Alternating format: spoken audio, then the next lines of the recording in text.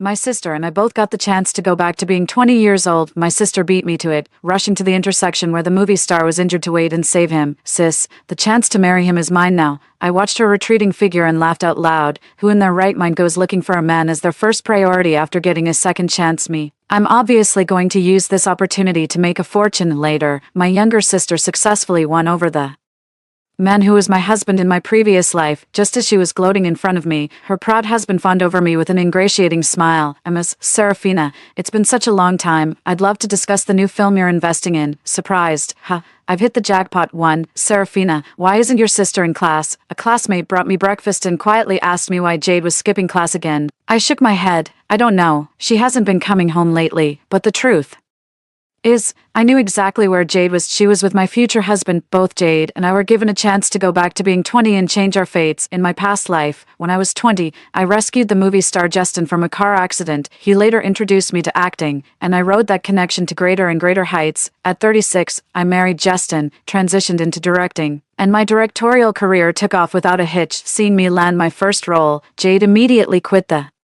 cushy job her parents had arranged for her and threw a fit to break into the entertainment industry. After half a lifetime of hustling, all she managed to achieve was a bit of exposure by piggybacking on my name. She left behind nothing but a few box office flops, occasionally dredged up by gossip blogs for their worst of lists. Jade has always been convinced that my entire success hinges solely on that one time I saved Justin when I was 20, so the moment we returned from the time travel, Jade had our parents lock me up at home. I'm going to save Justin. The chance to marry him is mine. Even if we do this all over again, Mom and Dad still won't like you, and Justin will still fall for me. But I didn't feel angry. I had already experienced my parents' attitude once before, and I had long since seen it for what it was. I never had any expectations of my parents in my past life, so I certainly won't in this one. Are you that eager to marry Justin? Of course. Why else would I have gone through all that trouble to switch back? Through the glass door, Jade's face was slightly blurred, but her voice was clear. Serafina, I brought you back here specifically so you could see this with your own eyes.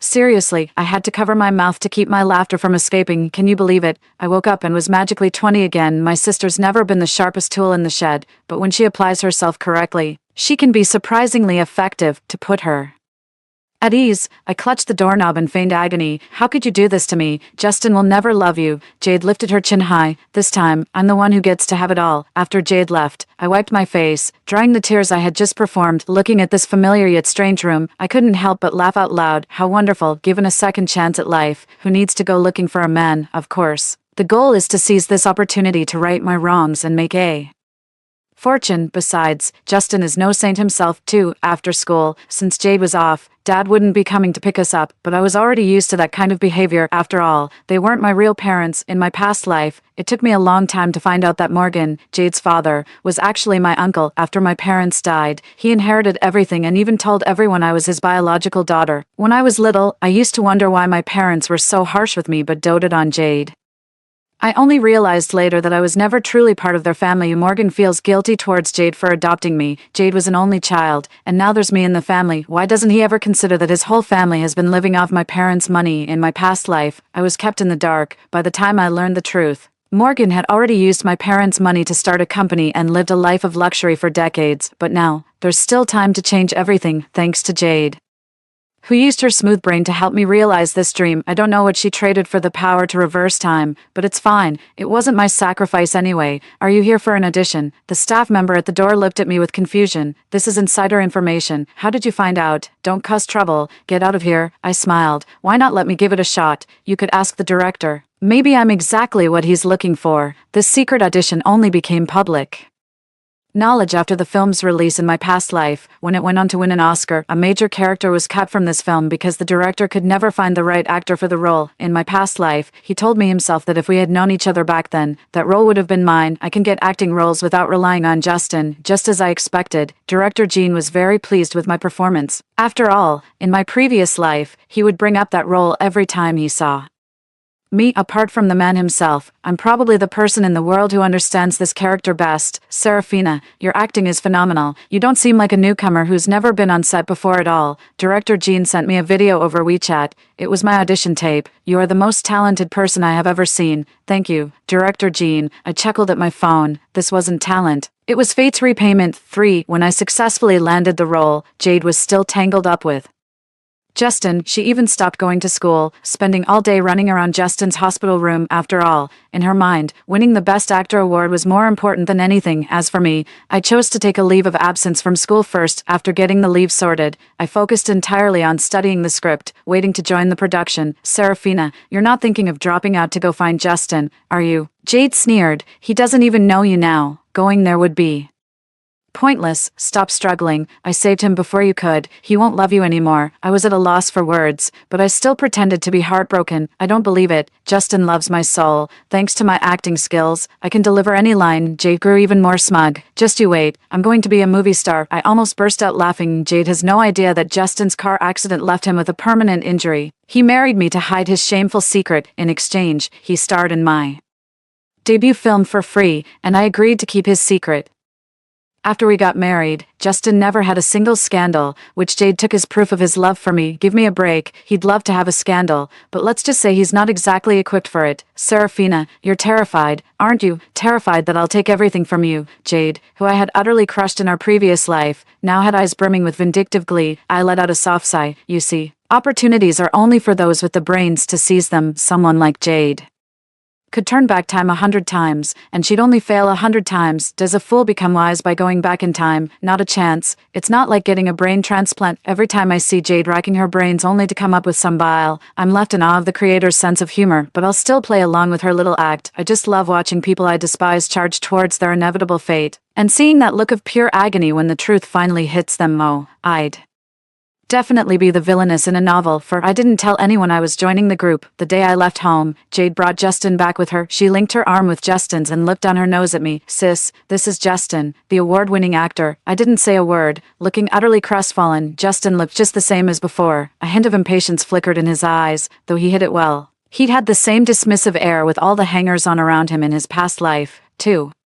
It seems Jade didn't make the most of the life-saving favor she was owed. Morgan was very pleased with Justin, just like Jade. He warned me, stay away from your sister's man. Staring at his plump, round face, I couldn't find a single feature that resembled mine. What would my father have looked like if he were still here? I pretended to be heartbroken and ran out the door, behind me. Morgan said I was being childish and told me never to come home again. How could that be? Dear uncle, everything you took from my family, I will come back to reclaim. One by one, Jade thought I had run away from home. Unable to bear the blow, she followed Justin to the film set to stay by his side. So naturally, she had no idea I had already taken a leave of absence from school. She was still under the illusion that I was spending my days in tears after leaving home. Little did she know, I was on the film set right next to Justin's. After spending over half a year on a confidential shoot with director Gene, I finally made it back to school. Jade, however, had already been expelled for skipping too many classes. On the day I returned to school, Jade was standing at the gate, watching me leave with a smile. Serafina, I guess school is your only path now,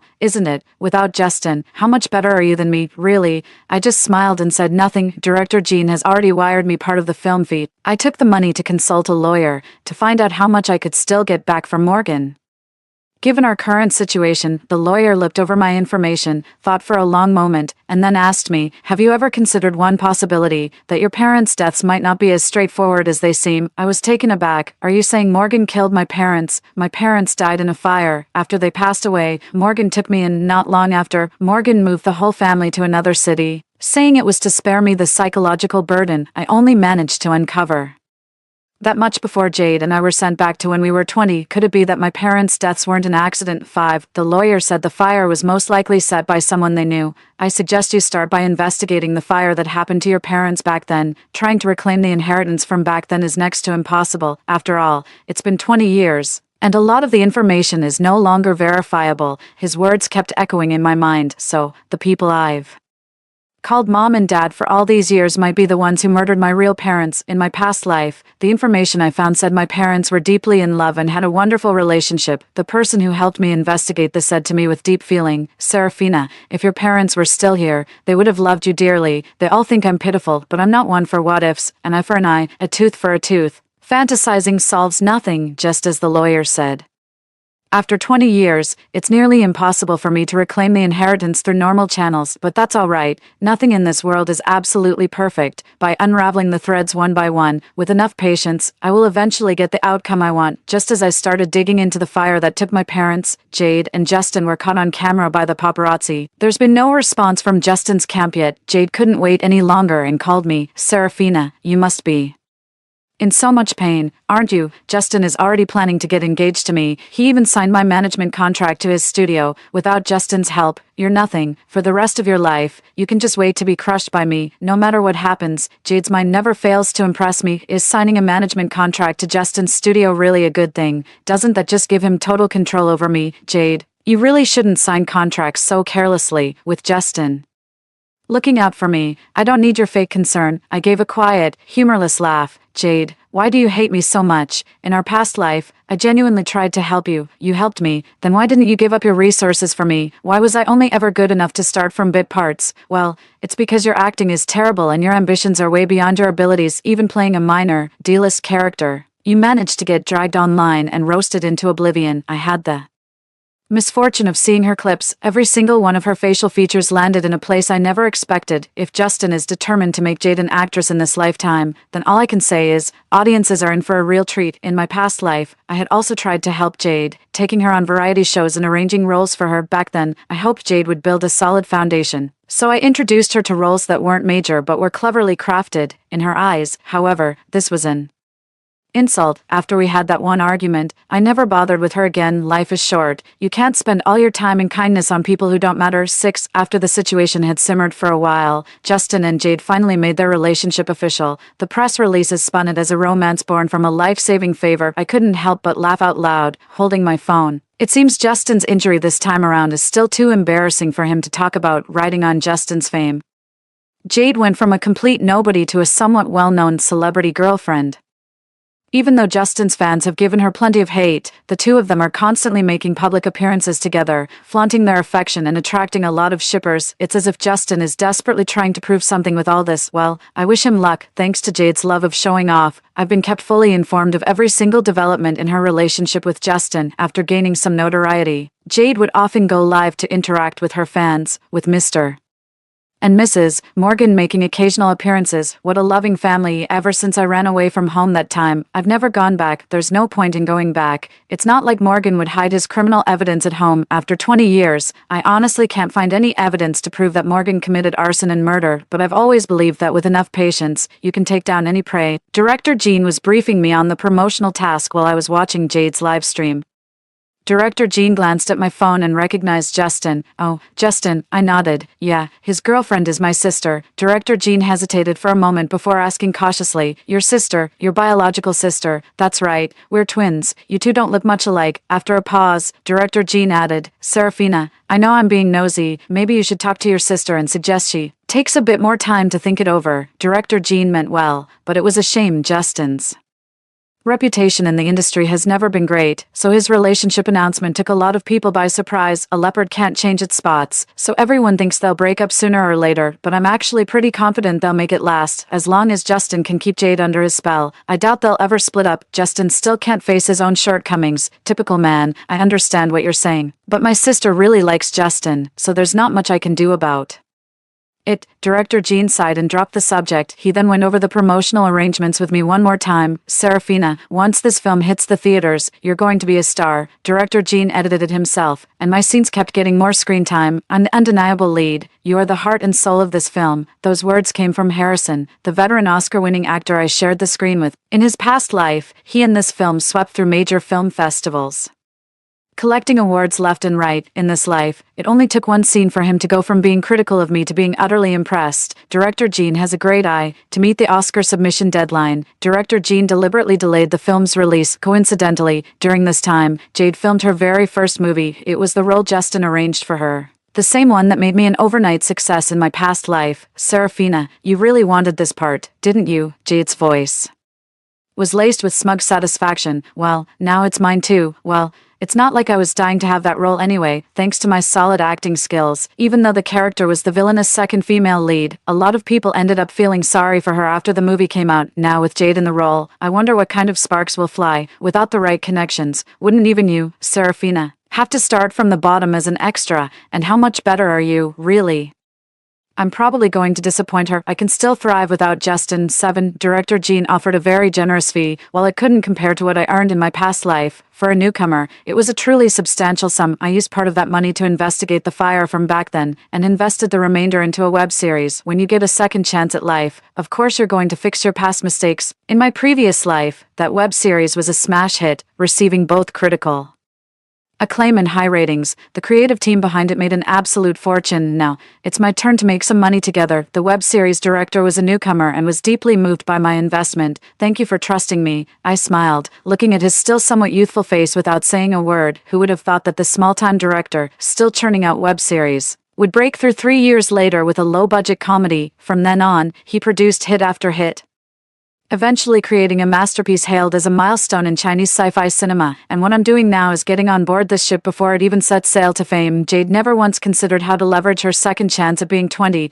All she knew was to retrace the steps I had once taken. But can you really find success by simply replicating someone else's life? Absolutely not. Those paths were only passable because I was the one walking them. I don't have many talents, but confidence is my main thing. Confidence is a woman's best cosmetic procedure. While I was still in school finishing my studies, Jade was streaming live every single day. Online opinions were mixed, but she managed to become famous. At least, she would sometimes mention her film. I actually quite like my character. She's a vicious woman driven mad by love. Playing that kind of pure malice was incredibly satisfying. It felt like a deranged abandonment of all propriety. I said this about the character in a past life. It's impressive Jade remembered it for so long. In this age of rapid information flow, there are no real secrets. Netizens quickly dug up that Jade has a twin sister. When asked about it, she said, "My older sister was actually interested in the entertainment industry too, but she never found a good opportunity. She's still in school, so it's probably too late for her to debut now. Plus, I think she might be upset with me. She hasn't spoken to me since I started dating Justin." At her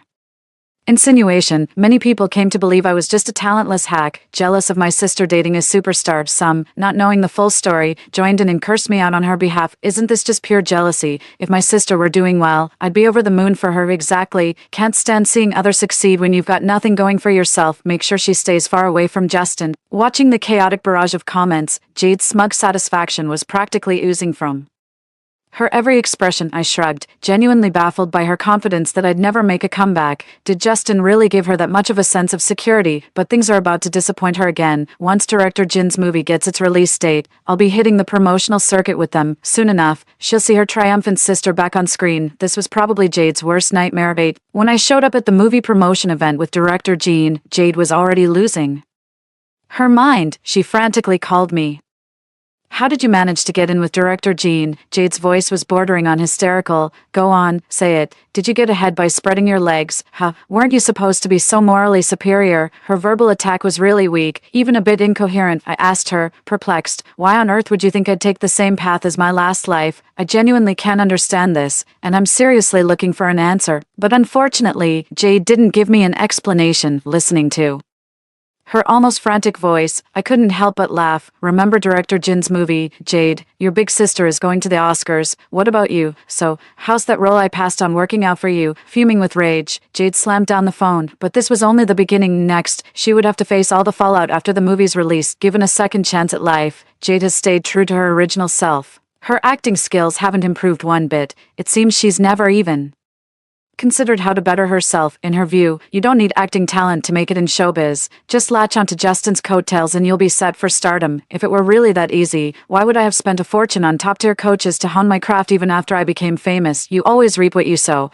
Those who only look for shortcuts will only find themselves drifting further from their ultimate goal. On the day Justin and Jade's new movie premiered, a trending question on a popular Candace site was, "What are your thoughts on Justin's new film Breakout?" The most upvoted response was from a well-known film critic. "Thanks for the invite. Let's just say, forced hype leads to spectacular failure. Justin's girlfriend is on a completely different wavelength. Her performance has the awkward stiffness of an alien who just landed on Earth and isn't familiar with human society. Honestly, I'd believe it if you told me she was an AI impersonator." Whether the movie itself manages to break out as anyone's guess, but Jade has absolutely broken through with this role. Her name has become an adjective. Whenever netizens want to criticize an actor's poor performance, they'll say, "The acting is so Jade." What a shame. The female lead in Breakout could have been a standout role while Justin was busy managing her PR crisis. Director Kim's film was also released, just like in her past life. It was met with a flood of critical acclaim, instantly reducing all other films released at the same time to utter rubbish. Being born in the same era as a classic can be a kind of agony. As the film's leading lady, my background was quickly dug up. To the internet's shock, they finally discovered that Serafina is Jade's twin sister, the one who's pathologically jealous of her. What's Serafina even jealous of? Jade's acting, which is as stiff as a 1,000-year-old tree spirit. Are they really twins? They look nothing alike. I wonder if Jade is cringing. My secondhand embarrassment is kicking in hard. As fellow newcomers, with our movies released at the same time, and being twin sisters, Jade was inevitably compared to me, and obviously, by every measure, she didn't come out on top, except for the fact that she has a loving, award-winning actor for a boyfriend, although that loving part is somewhat debatable. Jade completely lost it and bought a ton of promotional articles to shamelessly hype herself up. The result was that netizens grew even more disgusted. And even Justin's reputation was put in serious jeopardy. Of course, Jade wasn't about to just take this lying down. She still had a secret weapon she hadn't used yet, a blow from my biological parents. Not long after being ridiculed by the crowd, she started a live stream from home. Morgan also made an appearance. "How come we never see you on Jade's streams?" amidst the chaotic barrage of comments. This one stood out as particularly deliberate, clearly orchestrated by Jade herself. Not long after the barrage comment was posted, Morgan let out a helpless sigh toward the camera. Gotta say, the acting's better than Jade's. If Justin had promoted him, the results might have been better than this. Serafina, that kid, has never been one to listen. I've told her mother countless times to keep a low profile and not resort to underhanded methods, yet she still thinks we're the ones holding her back. What parent doesn't want the best for their child? I just want her to value herself, stay true to her principles, and not look for shortcuts. It's not like she's short of money at home. Why would she do something like this just for fame? It's so worrying and utterly embarrassing. Here we go again with the same old trick. How utterly predictable. In my past life, Jade pulled the same stunt, and I got dragged through the mud for ages because of it. When a father accuses his daughter of using any means to climb the social ladder, people naturally take his side without a second thought. After all, no one in their right mind would expect a father to spread such vile rumors about his own daughter, so even before the live stream ended, I was already getting dragged on the trending topics. It's frighteningly easy to ruin a girl. Just spin a few baseless rumors, and she'll be shackled to them for life. If I were really just a newcomer to the entertainment industry, I'd probably be utterly crushed by this. Good thing I saw this move from Jade coming. With that smooth brain of hers, she was never going to come up with anything original. Getting Morgan to come out and berate me, dragging me into the mud, was the best way Jade could think of to hurt me. That's the only way she can get her fleeting sense of satisfaction. Look, no matter how accomplished you are, Mom and Dad will always be on my side, but family ties have never been a weapon that could wound me, especially since Morgan isn't even my father. I figured this out very early in my previous life. People who don't like me aren't worth my heartache. Life is full of imperfections, and having a distant relationship with one's parents is one of them. Rather than endlessly draining yourself, it's better to learn from the start not to expect anything. Like a lone weed thriving in the wilderness, I've never been afraid of being unloved. Even if the whole world despises me, I will always love myself well. The better I live my life, the more it pains those who dislike me. That's more effective than any revenge. 9. After the situation blew up, Director Jean came to ask me what was going on pretty quickly. "What's up with your dad? What kind of father talks about his own daughter like that?" I sighed and said softly, "Director Jean, my father simply doesn't like me. To be honest, I've gotten used to it over the years. It's always been like this between me and my younger sister. If I got better grades than her, I'd get scolded. If I was taller than her, I wasn't allowed to eat my fill, even if a relative complimented me. But not her." My dad would fly into a rage. This time, it's probably because my sister's new movie is getting slammed. Director Jean was speechless for a long moment, only finding his words after a good while. "Is your dad out of his mind? I've seen favoritism, but never anything like this. Don't worry, I'll post your audition tape in a bit." After offering a few more words of comfort, Director Jean took full responsibility, insisting on handling the rumors for me. Hanging up the phone, I watched the flood of netizens rushing to hurl insults at me, feeling in my heart that it still wasn't enough. The bigger the scandal, the better, the more people who know about it, the better. Morgan has always treated me this way. When I was a child, relatives and neighbors would give me the cold shoulder because of him. Just like these netizens who don't know the truth, they believed everything Morgan said. This made Morgan and Jade believe that by using this method, they could always control me, but they don't understand. Those who manipulate public opinion will eventually be consumed by it. When the truth comes to light, the guilt netizens felt for blaming me will turn into rage directed at the instigators. Times have changed. I'm no longer that little girl who could be pushed around. Netizens and strangers on the street are not as easy to manipulate as those relatives and friends from the past. The public has a discerning eye. There will always be someone who sees the truth and speaks up. The first person to speak up for me was Harrison. The Serafina I know is diligent, hardworking, and down-to-earth. I simply cannot fathom how a father could use such vicious words to describe his own daughter. Harrison has always had a sterling reputation. With him leading the charge, many crew members came forward to show their support for me. Director Jean then promptly released my audition tape, along with screenshots of our initial communication. Public opinion began to shift.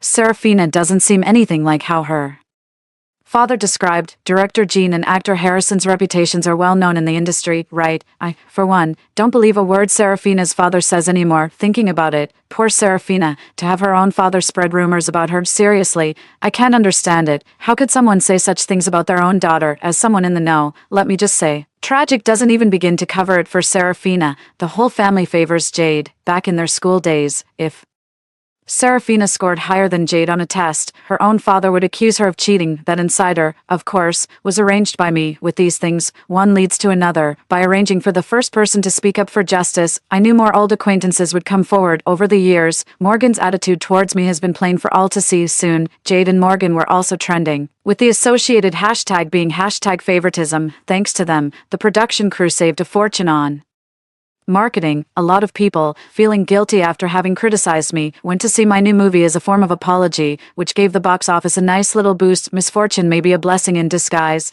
and blessings can sometimes lead to misfortune. Everything has two sides. It all depends on how the person involved handles it. 10. The next time I saw Jade was a month later. Despite Jade and Morgan being universally condemned, Justin stood by her side, taking her to numerous dinners and events. I'm genuinely starting to wonder, does Jade know that Justin is incapable otherwise? Given Justin's character of never lifting a finger without personal gain, he'd probably turn on his own father, let alone someone who saved his life. In the corridor of the venue, Jade stared at me coldly. As I approached, she grabbed my arm. You did that on purpose. You lied on purpose, to make Dad and me worry about you. I tilted my head, a smile playing on my lips. What are you talking about? What on purpose, little sister? Have you been too tired lately? I think you're starting to sound a bit incoherent. She frowned, a hint of impatience in her expression. Dad's just worried about you. Are you happy now that he's being dragged through the mud like this? Jade, when Dad said those things, did he ever stop to think about how much it would hurt me? Sometimes I really wonder, is he even my father? Why does he always treat me this way? I glanced discreetly at Jade's collar, where a faint red light was blinking. You think you can pull a hidden camera live stream on me? When I was sabotaging my rivals, you were probably still getting chewed out somewhere. Dad told me to hand over all my resources to you. Jade, I can help you, but this isn't the way. You need to keep your feet on the ground. Don't think marrying Justin is the ultimate success. I leaned close to Jade's ear and whispered, so softly no one else could hear. Oops. You failed again. Jade live-streamed our conversation. But it didn't go the way she had planned. She ended up getting even more hate. Justin got dragged into it and caught flack too. Justin's fans are boycotting Jade like crazy, with people checking in daily to see if they've broken up. Jade couldn't land any acting roles either. Her last gig was entirely thanks to Justin's connections, and now no one would risk the backlash by hiring her. Morgan became synonymous with the biased parent. But that was far from enough, making Morgan the target of public scorn was just the first step. The real goal was to make his favoritism unforgettable. That way, when I reveal the truth, everyone will feel it was exactly as they suspected. Of course, the time isn't right yet. The evidence I have is too scant. I can only prove I'm not Morgan's biological daughter. Acting prematurely would tip our hand. We need a single, decisive blow to finish Morgan. I've always been a patient person. It seems Justin stepped in to help Jade handle the aftermath. She kept a low profile for quite a while and didn't reappear in the public eye until a year later. During that time, I swept through major film festivals with director Jean. Just like in my past life, the film won the Oscar for Best International Feature Film. Director Jin's Oscar bid was a success, and I made a name for myself overnight. In this life, my starting point is actually much higher than it was in my last one. That's exactly how it should be. It's like replaying a dungeon after beating a game. You're Clears get faster and faster, and your stats become more and more perfect. Players who get progressively worse with each attempt, like Jade, are a rare breed. 11. Thanks to my memories from a past life, every project I took on was a critical and commercial hit. I invested the earnings, and the returns were even greater, while Jade was still riding Justin's coattails, being a complete nobody in those low-budget web shows. I had already launched my own studio and successfully made the leap from employee to boss. Netizens say I'm like a player using wall hacks. In a way, they're not wrong, except this particular cheat code was activated for me by Jade herself. For Jade, the only thing that could be considered a success about going back to her 20s was probably latching onto Justin. She's always coming to me, gushing about her relationship like a lovesick maniac. Justin says we're going to have 3 kids after we get married. You have no idea how much he loves me, so what if you're rich? You'll always be a loser in love, if that's what it takes. To bring a little solace to her barren soul, I have no objections. However, I'm firmly against Justin's plan to have 3 children. Well, I wish him the best of luck. I saw Jade again at a business dinner, where she appeared as Justin's +1. Justin has always been shameless. When he sees me, it's like he's found his long-lost big sister. It's understandable. I'm a major financier in the entertainment industry now. Every project I invest in turns to gold. I'm practically a money-making radar, MS.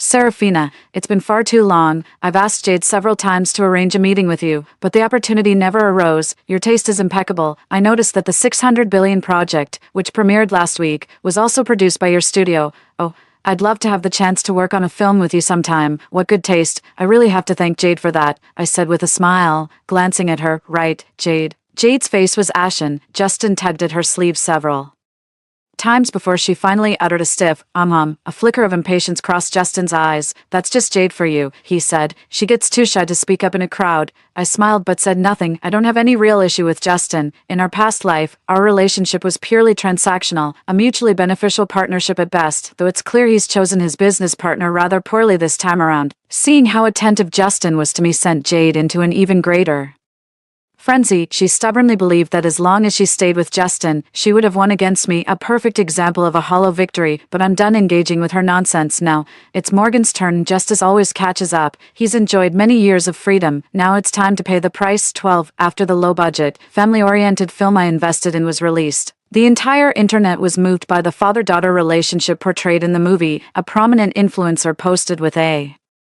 sigh, some fathers would go to any lengths for their daughters, while for some other fathers, damn it, their daughters are the price to be paid. With deliberate prompting, the old story of Morgan's blatant favoritism was dragged out and publicly flogged once again. I've genuinely never seen a father like this. My dad was exactly like that. He made me drop out of school to work and earn money for my brother's apartment. Oh, I really feel for Serafina. Thank goodness our girl is tough. Shouldn't favoritism go to the more accomplished child? Not saying favoritism is right, just genuinely confused. Both parents are alive and well. The situation escalated into the second day when a brand new, anonymous account suddenly posted an old photo. Favoritism. Of course they'd favor their own biological child. It took me a long time to find this photo.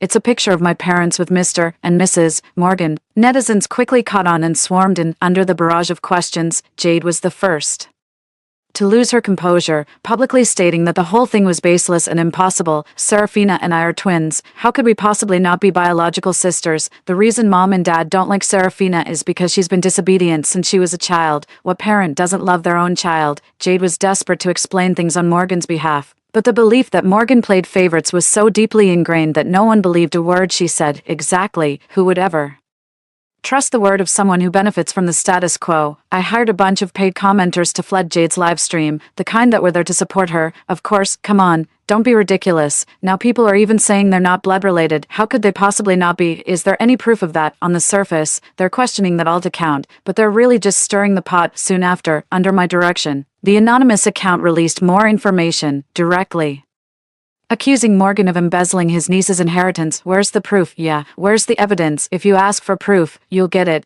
My birth records can be retrieved from the hospital. The blood types of both myself and the Morgans were made public. The doctor who delivered me also publicly stated that Morgan was merely my uncle. After all these years, Jade called me again. Serafina, you knew all along, didn't you? Yeah. I answered her cheerfully, and thank you for taking me back to my 20s, otherwise, how could I have solved this problem so quickly at 13? Simply revealing my relationship with Morgan isn't enough. I want to back them into a corner and force their hand, just like that lawyer said back then. I had no way to prove Morgan had misappropriated my inheritance. That's why I had to make a scene and bring the whole matter into the public eye now. It's the internet users who have taken up the fight for justice on my behalf, armed with my years of gathered evidence. These righteous netizens quickly pieced together the full story. Morgan inherited everything from his brother but failed to treat his brother's daughter with any decency. Morgan finally couldn't take the pressure anymore and started trying to explain that he hadn't taken the inheritance. I had a rightful claim to the inheritance too. All these years, I've taken good care of Serafina and raised her into the woman she is today. Unfortunately, his reputation for favoritism is so deeply ingrained that no one would believe him now. The seeds I had sown step by step finally bore fruit at this moment, transforming into sharp arrows aimed straight at Morgan. He and Jade probably never imagined just how long I had been preparing for this. What I need is absolute certainty. With every piece falling perfectly into place, people are bound to make mistakes when they're flustered. In a coffee shop one afternoon, I met someone I had been in contact with many times. "Hello, it's a pleasure to finally meet you." "Genevieve, 7th Security Bureau." I smiled. "Hello, Serafina. Genevieve contacted me a long time ago. The first thing she said when she added me was that she knew I was reborn. If this heretical power of rebirth isn't dealt with, your sister can be reborn an infinite number of times. I need your cooperation. In exchange, of course, I can use the truth serum on Morgan." Genevieve told me that, based on her theory, this heretical power that allows rebirth is likely a dual binding system. But the primary control lies with Jade.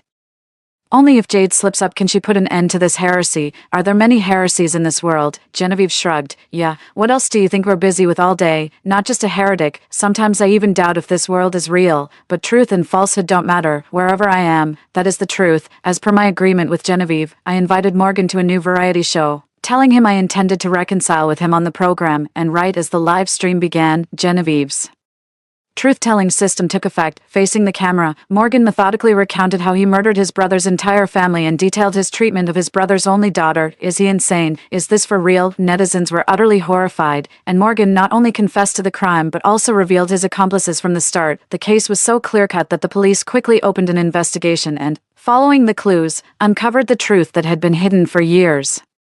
When he was arrested and brought in, Morgan was so terrified he could barely walk. He had no idea why he'd said such a thing. Of course, with the verdict still pending, he had plenty of time for regret. The murderer had been apprehended, but his daughter, Jade, was still out there. In an effort to distance himself from Jade, Justin immediately clarified that their relationship was strictly professional. Unfortunately, the online community wasn't buying it. In a desperate, last-ditch move, Justin released his medical diagnosis out of a sense of masculine pride. I've kept this quiet until now. The whole relationship was a lie I told. Better to be mocked by the crowd than dragged down by Jade. Justin really knows how to look on the bright side. After the initial shock, his fans tried their best to console him. We can still play Wei Zhongxian and Jinghe. It's going to be okay. I guess there's still some genuine kindness in this world. As it turned out, Justin's misfortune became a blessing in disguise. He went on to portray many deeply memorable, unique characters. I have to say, it's pretty inspiring, and with Justin distancing himself, Jade was left completely isolated and vulnerable. Genevieve told me, Jade is probably about to snap. I can almost detect the heretical information. 2 weeks later, Jade tracked me down. Lost to you again. Whatever, this is just how my life is.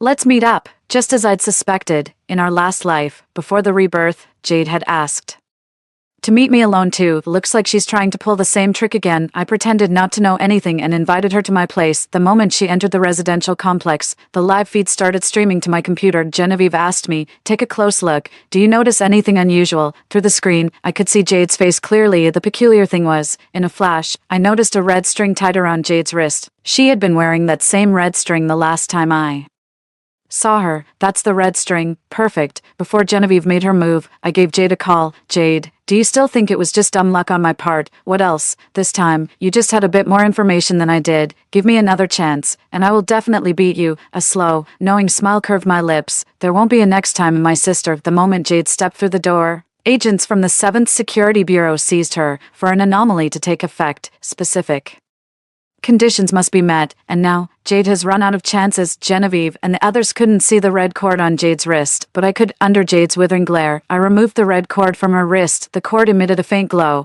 and I could faintly sense it calling to me. The heresy has a mind of its own, and it's tempting me to make a pact with it. The power to control time. Don't you want it? Without a moment's hesitation, I placed it into the special box Genevieve had prepared.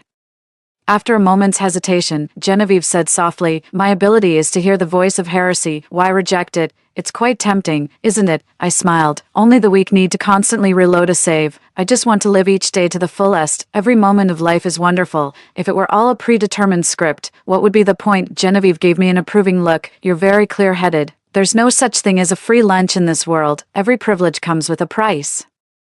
As she spoke, Jade's skin suddenly began to sag and wither. In the next moment, she aged rapidly before my very eyes. It took me a long moment to find my voice. Is this the price? For an ordinary person to gain the power to reverse time, they can only pay with time itself. I was silent for a moment. "What do you plan to do with this thing?" A smirk played on Genevieve's lips as she looked at the box, her eyes sparkling. "Piece of cake. There's nothing I can't handle." 3 months later, Jade finally woke up. Genevieve brought her back to the 7th Security Bureau. Her aging was irreversible, as if the very life had been drained from her. I observed the situation at the Security Bureau for a long time and only left once I was certain there was no real danger. This long drawn-out farce had finally come to an end. On the day I left the Security Bureau, Morgan's verdict was also handed down. His punishment, delayed for over 20 years, had finally arrived. The day he died, I visited my parents with a bouquet of flowers. "Mom, Dad, you can rest easy now. I can take good care of myself." A gentle breeze brushed through my hair. The setting sun was like molten gold, filling the sky with a rosy glow. The heavy weight on my heart has finally lifted. Now,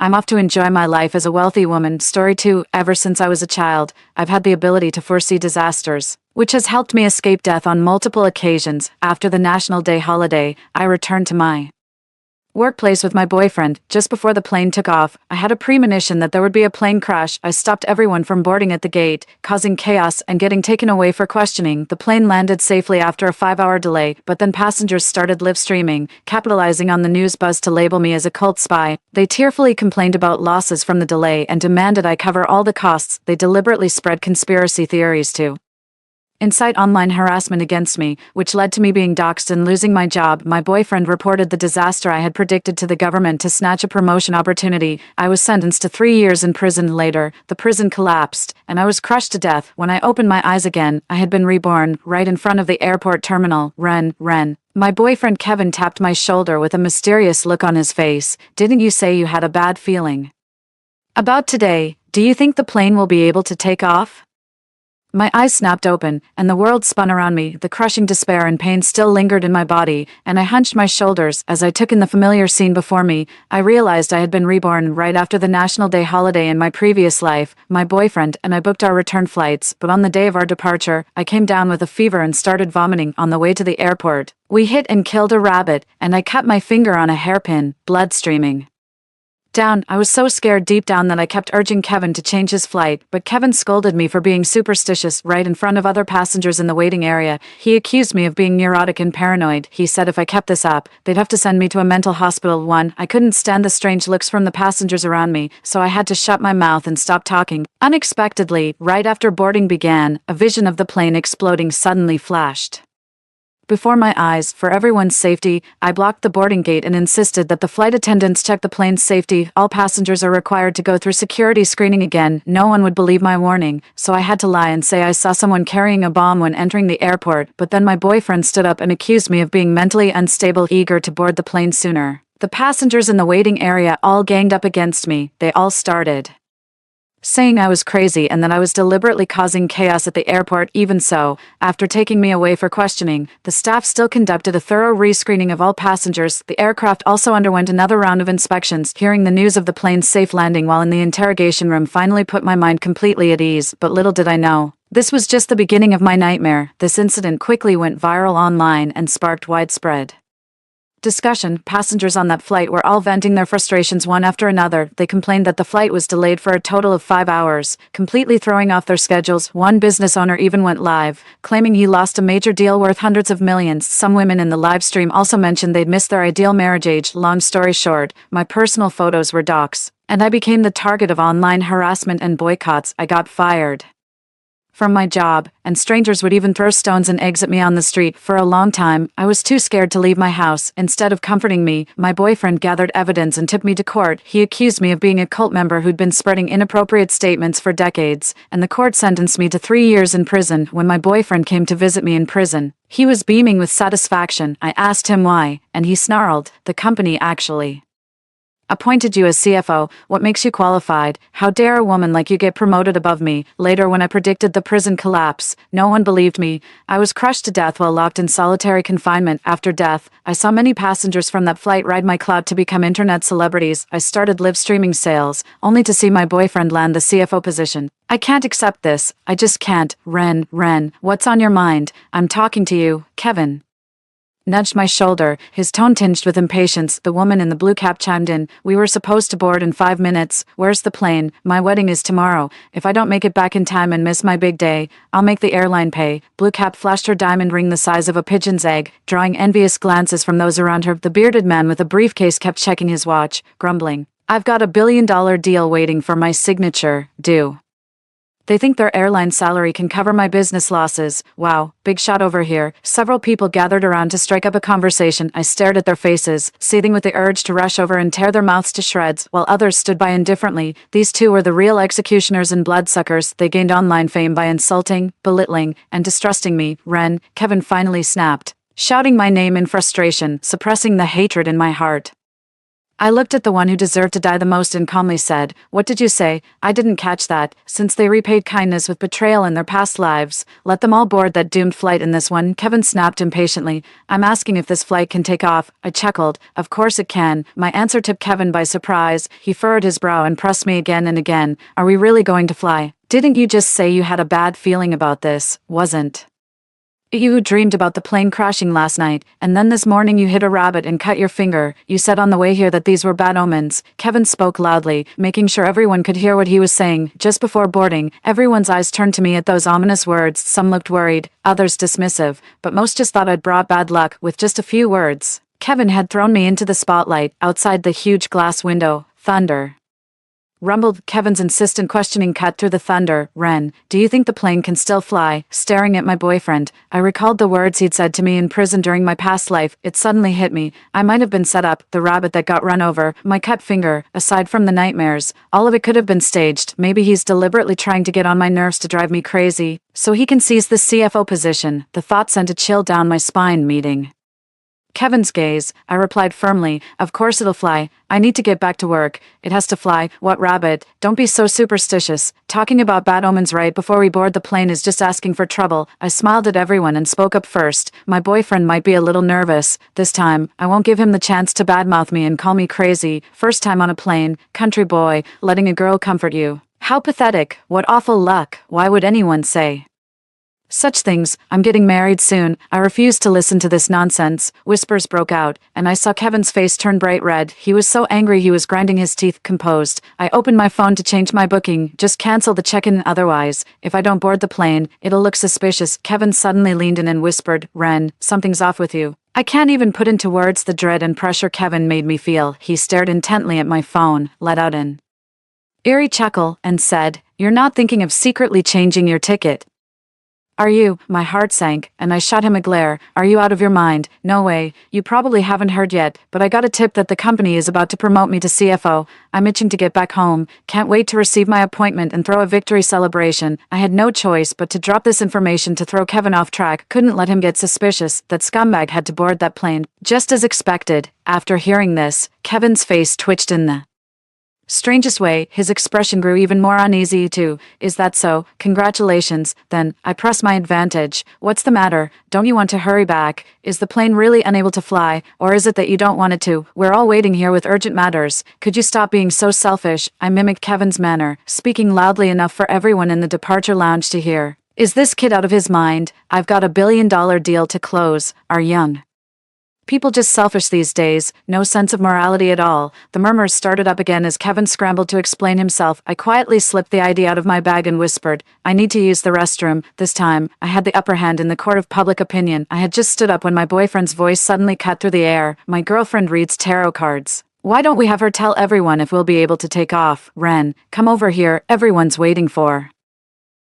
Kevin's voice was like a demon's whisper, laced with an icy chill. No kidding, show us what you've got, young lady. I've never seen tarot cards before. This is perfect, I'll finally get to see them in action. Well, since our flight's already delayed, we might as well have some fun to kill time. A chorus of voices chimed in and Kevin smiled at me. Come on, Ren, don't say no, you've got something on your mind, haven't you? I had to admit that scoundrel Kevin was surprisingly perceptive. In some ways, not wanting him to notice anything amiss, I sat back down, my hands and feet ice cold. Kevin pulled out my newly purchased tarot cards from his backpack, and a dozen or so people in the waiting area crowded around. My fingers stiffly drew the card. Soon, the 3 cards I drew revealed increasingly ominous portents. It was a sign of grave misfortune. Why would I ever tell them about such a thing? I chuckled. According to my prediction, we're definitely taking off today, they exchanged uncertain glances. The bearded man crossed his arms and grumbled, what good is taking off today? What about my business? I smiled. You can reschedule your flight. The man with the black beard sneered. What's the point of rescheduling in this dreadful weather? Just as I was about to put away my cards and head to the restroom, the woman in the blue hat suddenly shrieked. No, these 3 cards clearly mean the plane will crash with no survivors. You liar, how could you deceive us like this?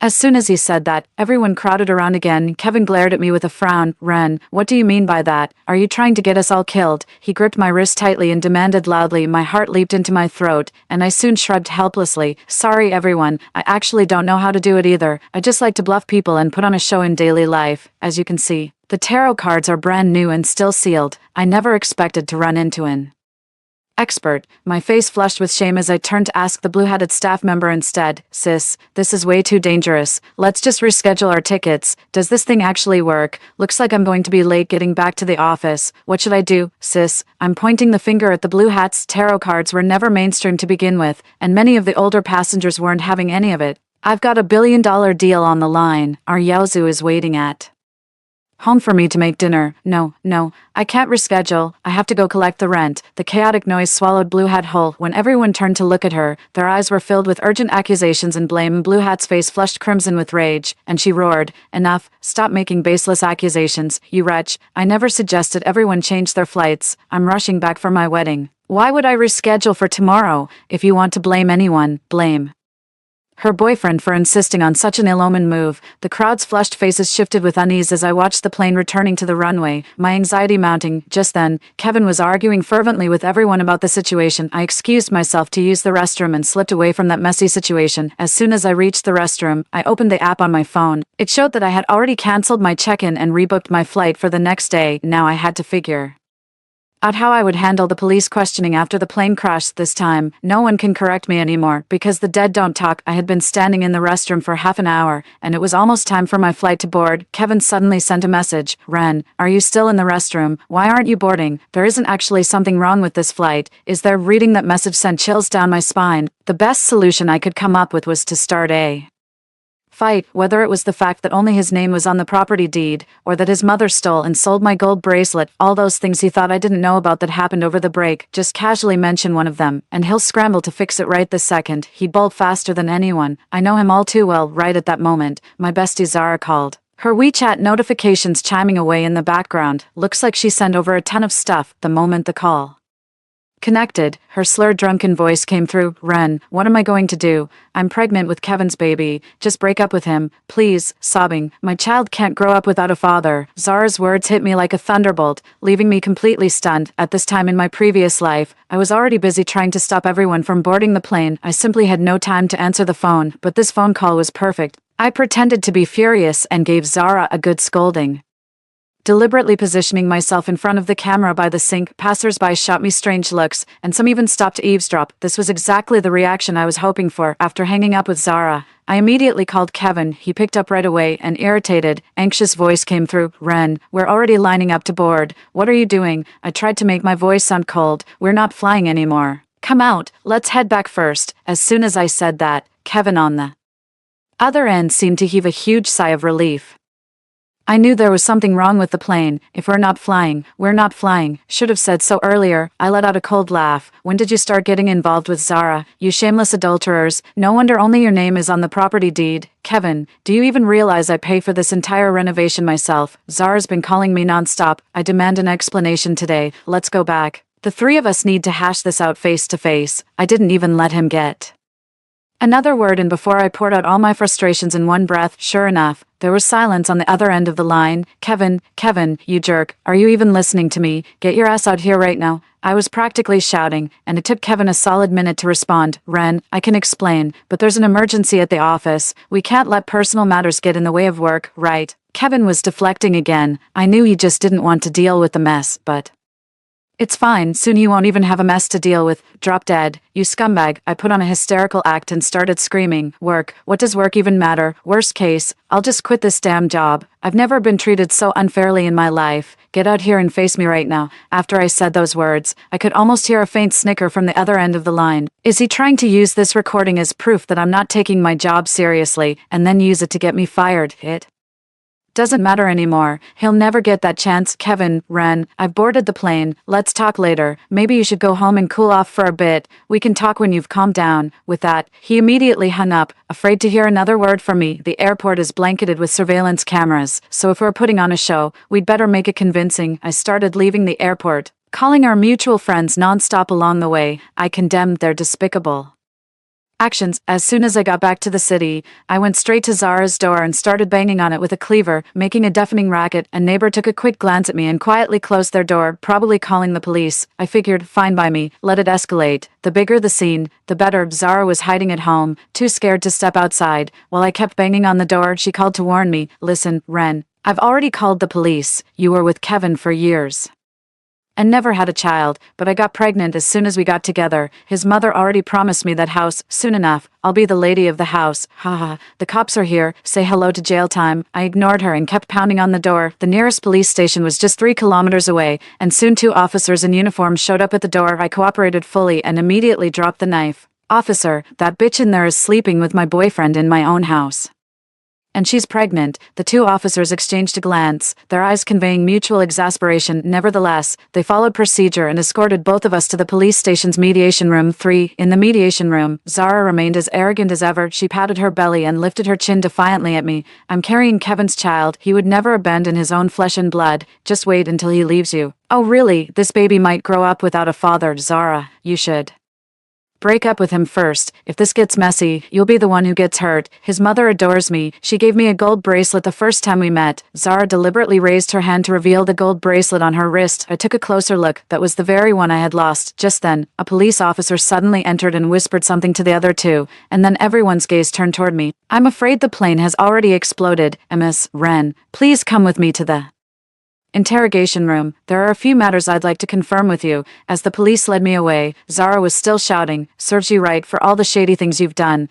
You're not even worthy of competing with me. We have a child together. The sound of Zara's voice was cut off as the door closed behind her. Sitting in the interrogation room, the police officer confirmed the news about the plane crash. They said it collided with a flock of birds during landing and ultimately crashed on a hillside. Only 4 people sitting in the front survived the plane crash. They're now in intensive care. The police said I'm being accused of having something to do with the crash. If I weren't in this interrogation room, I'd be laughing with me. Can I control birds or remotely pilot airplanes? But given the gravity of the situation and the heavy casualties, the authorities won't overlook any unnatural factors, although I could tell even the 2 interrogating officers found it utterly absurd. A passenger has accused you of claiming the plane would crash. Miss Sue, why did you change your flight after already checking in? The police were just going through the motions, and my responses were airtight. It was just that I received a provocative call from the other woman at the airport, and in a fit of anger, I went to confront her. As for me saying the plane would crash, I deny that. I never said those words at all. We patiently gave statements for a long time, and it even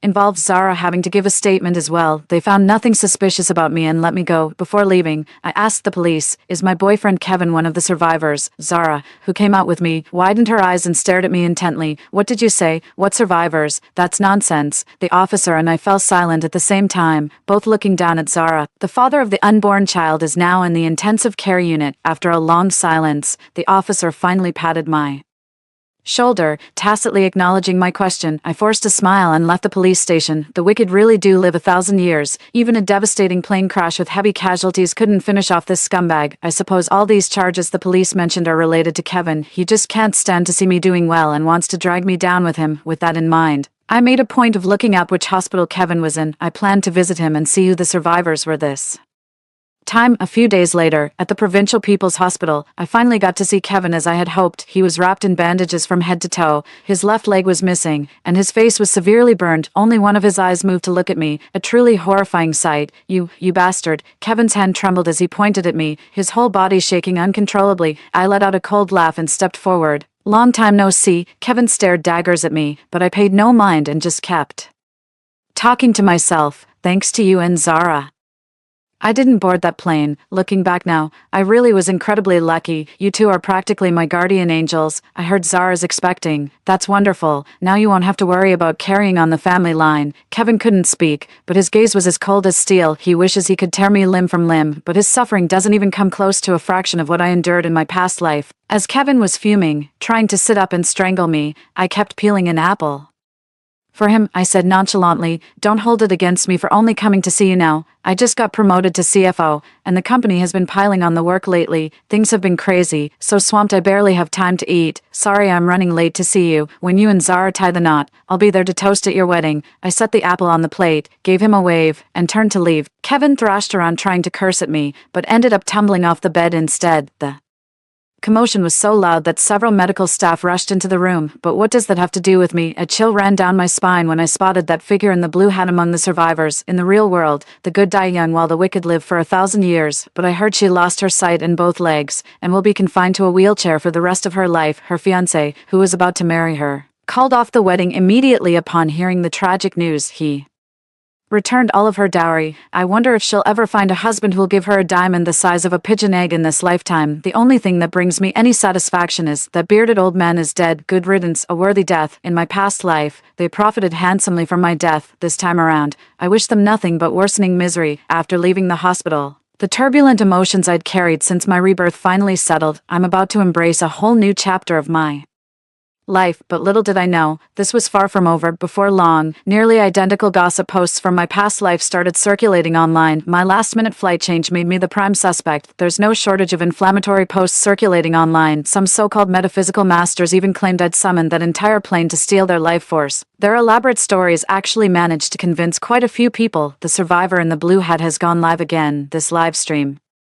was broadcast right from the hospital. She's a witch. She practices witchcraft. She predicted the plane crash using tarot cards. During the stream, the pale woman in the blue hat had cried, her eyes swollen. She shared her tragic story with the online audience, her career in ruins, abandoned by her husband. A massive wave of traffic surged in almost instantly. As her antagonist, I naturally became the target of widespread criticism, although Blue Hat appeared to hold absolute dominance throughout the entire incident. I knew Kevin must have been pulling strings behind the scenes. Within days, countless victims' family members emerged, demanding an explanation from me. They wanted me to answer for what happened. Some even showed up at my office building just to pelt me with rotten eggs. Others organized protests and demonstrations right outside the company headquarters. The company had no choice but to suspend me temporarily due to pressure. I was holed up at home when Zara called. See, I told you karma would catch up with you. Don't count your chickens, Ren. Let me tell you, even if Kevin's bedridden right now, he's still got the sharpest mind around, for your reputation is about to be ruined. Just you wait. Zara's voice dripped with smug satisfaction over the phone, and she hung up before I could get a word in. Seemed she called just to rub it in my face. Sometimes I just can't wrap my head around it. Zara and I grew up together. We've known each other for 22 years. I was even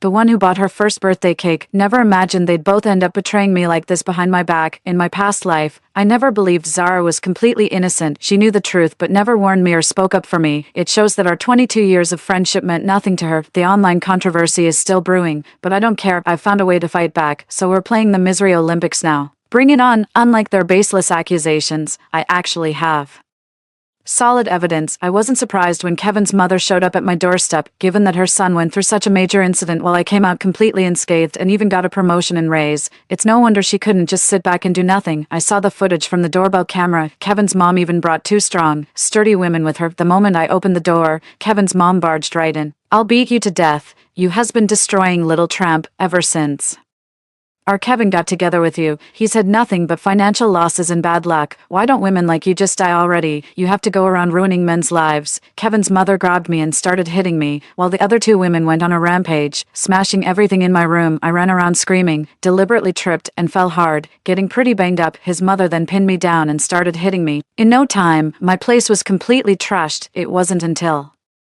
The neighbors called the police that they managed to pull them apart. I crouched on the ground with my head in my hands, covered in wounds, yet a smile crept across my lips despite myself. I will make that mother and son pay for what they've done. I didn't call the police. I was just biding my time. For the past several weeks, I've been constantly harassed and insulted over the phone by survivors and victims' family members. I never fought back. Just kept apologizing over and over. Late at night, I received a message from Kevin. You bitch. I'll make sure you pay for this. What makes a mere woman like you worthy of a promotion? You must have slept your way to the top, you shameless slut. Not so high and mighty now, are you? Go to hell. Reading such letters doesn't anger me. I just keep them all. Compared to Kevin lying in a hospital bed, Zara, with all her limbs intact, was even more arrogant and smug, dripping with gold and silver. She made a point of passing by my house every day. I paid her no mind. I was just waiting, biding my time for the right moment. The opportunity soon presented itself. 3 days later, in a hotel conference room, families of the victims and survivors will hold a memorial service, with journalists and media outlets covering the event. The memorial service has garnered significant public attention, with numerous netizens live-streaming the entire event. On my way there, I saw Kevin's mother singing and dancing right in the middle of the conference room. She burned stacks of joss paper one after another. Clutching her chest and weeping bitterly, she was on the verge of fainting. My son, how could you have suffered so much? The company was just about to promote him, and then that wretched Ren had to go and ruin everything. That homewrecker, how dare she live it up and spend money like water while my son is still bedridden? Why couldn't it have been her instead? At least Kevin made it out alive. Unlike the other victims whose bodies were never even recovered, she's such a drama queen. And Zara, her belly was already showing. Zara threw herself down beside Kevin's mother without a second thought, her makeup streaked with tears. Ren is completely heartless, and we've been friends for over 20 years. She wouldn't even lend me money when I had an emergency. Now that she's made it in the big city, she's been looking down on us small town folks for ages. Speaking of which, I just remembered something. 6 months ago when Zara's mother fell ill, she came to me asking to borrow 100,000 yuan. I had her sign an IOU, and she seemed a bit upset about it at the time. I didn't think much of it then, but now it's clear she really didn't want to sign that IOU. Even brothers keep accounts clear. I don't consider 100,000 yuan a small amount by any means. I was even worried she might not be able to pay it back anytime soon, so I told her there was no rush. Unbelievable. Not only have I lost 100 grand, but I've also been branded as heartless. My kindness was thrown to the dogs. It's only human to feel envious when seeing others thrive, especially since I'm the ultimate survivor of this catastrophe. It quickly drew collective condemnation from everyone. The blue-hatted figure stood out, spewing ominous nonsense with intimidating authority. Her boyfriend said it himself. She kept refusing to board the plane that morning, even claimed she'd dreamed about the plane crashing. According to her boyfriend, they ran over a rabbit on their way out this morning. Her hand was pierced and bleeding profusely. They were both supposed to change their flights, but somehow only her ex-boyfriend ended up boarding the plane. This is murder. If she'd shared this premonition earlier, none of us would have boarded that flight. The blue-hatted man's words further inflamed the crowd's outrage. They all started cursing at me as if I'd been the one who crashed the plane. The live stream chat became flooded with mystical conspiracy theories. I soon arrived at the funeral service. After turning off the live stream, I resolutely pushed the door open and walked in. No need to worry. I had my own security detail blended in the crowd. What is she doing here? So that's Ren. The murmurs continued unabated. I walked to the front of the stage under everyone's gaze. The people in the front row stared at me with bloodshot eyes, looking as if they could tear me to pieces. That's Ren. The woman in the blue hat was furious. She pointed at my face and lunged at me, ready to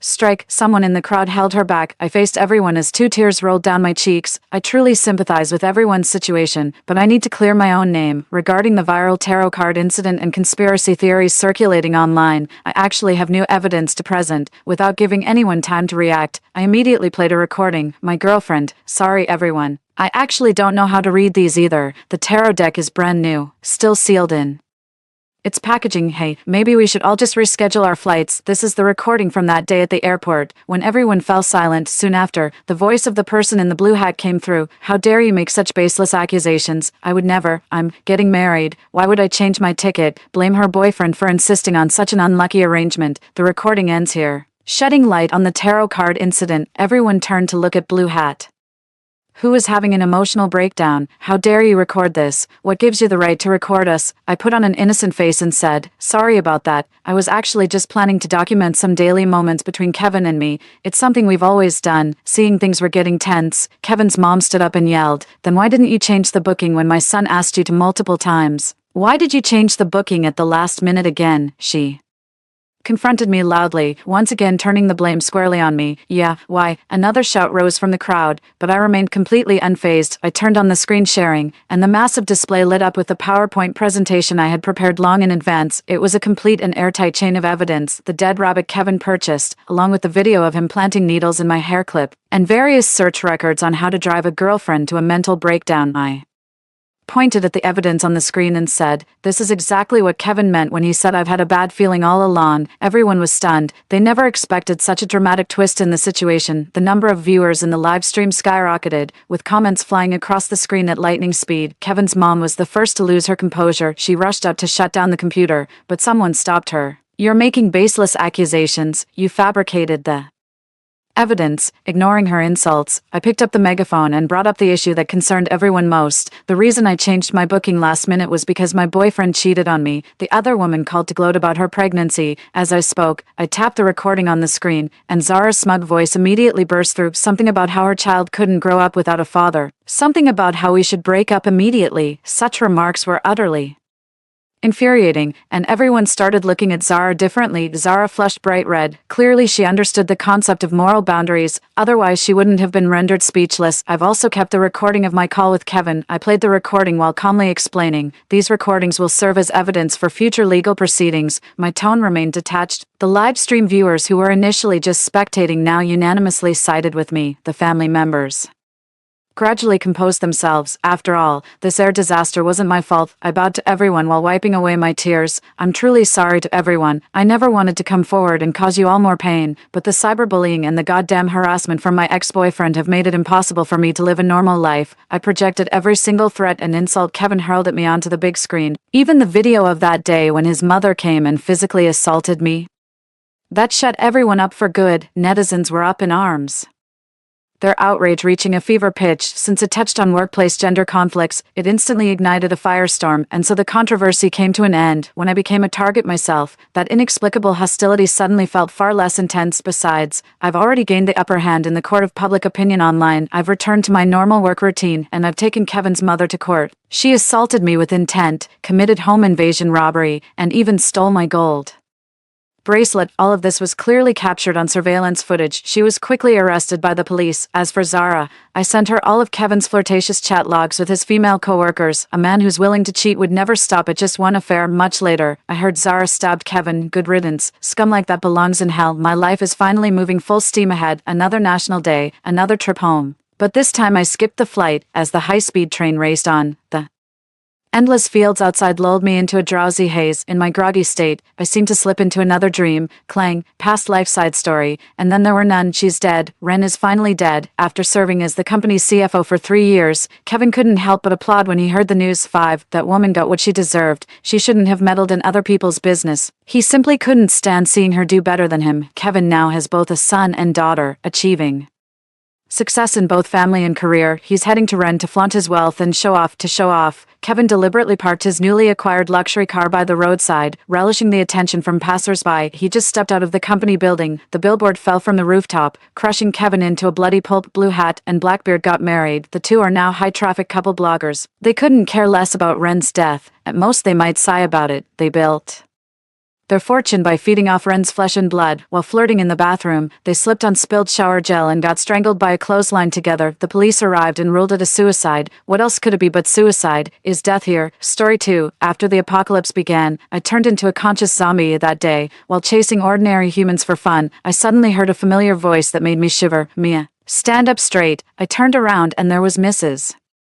Sophia, the only family I had left in this world. 1. I sat across from Mrs. Sophia, feeling somewhat uneasy. The place where I now stayed was Mrs. Sophia's refuge from the apocalypse, a small supermarket. When the apocalypse erupted, I was still in school. Luckily, I was among the first to be infected during the chaos. After accidentally drinking an expired energy drink, I awakened to consciousness. I then journeyed a long way from school back home. With my poor sense of direction, it took me a full 5 months to cover the 200 kilometers back home, wearing out the soles of my shoes. Sometimes, when I felt playful, I would chase a couple of humans just for fun, driving them in the opposite direction of the zombie troops. I found through my experiments that it was quicker to herd them than to try to explain that I was a conscious zombie. "Mia, how long has it been since you washed your face or brushed your teeth?" 3 days, 5 days. "Okay, half a month." "Mom, you know being a zombie is Tough, I muttered, Mrs. Sophia, looking at my disheveled appearance. Couldn't help but stand up and then began to search the shelves for wet wipes and mouthwash for me. You're only 20 and already you've had 3 fillings, yet you dare to go half a month without brushing your teeth. What will you do when you're old? Will Mom have to feed you? She pushed me into a small compartment in the supermarket. Just after I had washed my face and brushed my teeth, Mrs. Sophia immediately handed me 2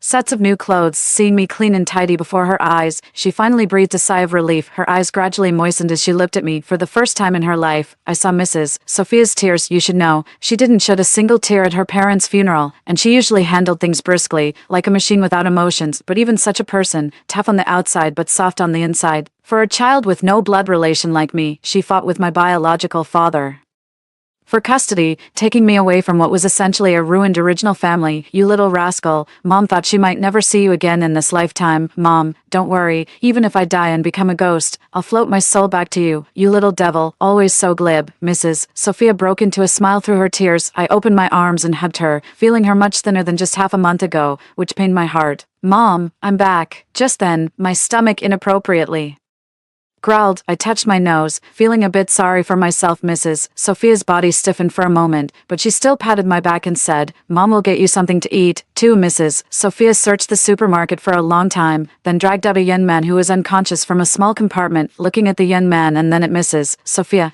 I couldn't help but think, wow, in just 5 months, she found me a stepfather. Weren't we supposed to live just the 2 of us for a lifetime? And he's quite the young handsome man. I never would have guessed Mrs. Sophia had such taste. No wonder Uncle Lee next door never stood a chance. But you shouldn't just pick up men from the roadside. As the saying goes, at best they turn out to be Li Chingyin, at worst Fu Xinxing. He won't live long. You should eat him, Mrs. Sophia said, her eyes becoming sharp as she suddenly produced a fruit knife, ready to butcher him right there for me. Wait, Mom, show mercy. Just ordinary food will do. I don't eat humans. I get diarrhea if I eat humans, not to mention toothaches and even athlete's foot. Goodness, Ms. Sophia was about to feed me this man. I swallowed hard and quickly intervened. Stepping in front of the young man, I saw cold sweat on Ms. Sophia's temples and her trembling hands. She was scared too, but for my sake, she decided to use this person as my food. While I was explaining this to Ms. Sophia, the young man who had been lying behind me woke up and, ungratefully, grabbed my throat. Give me water, or I'll kill your daughter. Really, I know it's not the time to laugh, but I had already revisited all the sad events of my life in my mind. It's a joke, really. A frail man threatening a zombie. I easily broke his grip on my neck and dislocated his wrist in the process. I turned around to look at him as he fell to the ground, giving him a classic villain smile. Do you know who you're threatening? You're threatening a young and promising zombie. I rolled my grayish-white eyeballs and watched him pull a carrot out of his chest with his other healthy hand. Miss Sophia stood by my side, holding a finely crafted handgun. Miss Sophia and I sat down to eat. We used some rope from the supermarket to tie the man up and gagged him with cloth to keep him from shouting, placing him aside to watch us dine. I swear this was the best meal I've had in 5 months. Thanks to Miss Sophia's efforts, I even got to eat fresh greens in this apocalyptic world, and she grew them herself. Miss Sophia is quite a competent mother, so I'm determined to do everything I can to ensure she survives. At night, while Ms. Sophia rested, I went to find the man who managed to threaten us with a gun during the apocalypse. How about we make a deal? I'll take you back to the base, and you make sure my mom can live well once we're inside. Mr. Researcher. I pulled out a tag with his identity information on it. The man looked at me, raising his hand that I had dislocated. I kindly set it back in place and then shook his hand. Pleasure doing business. I removed the cloth from his mouth, and he used the tip of his tongue to ease the soreness in his mouth, then looked at me. You and your mother are quite something. One wants me to take care of the other for the rest of her life, and the other wants me to develop a cure for the zombie virus. Do you think I'm a lucky charm? There's a limit to making wishes.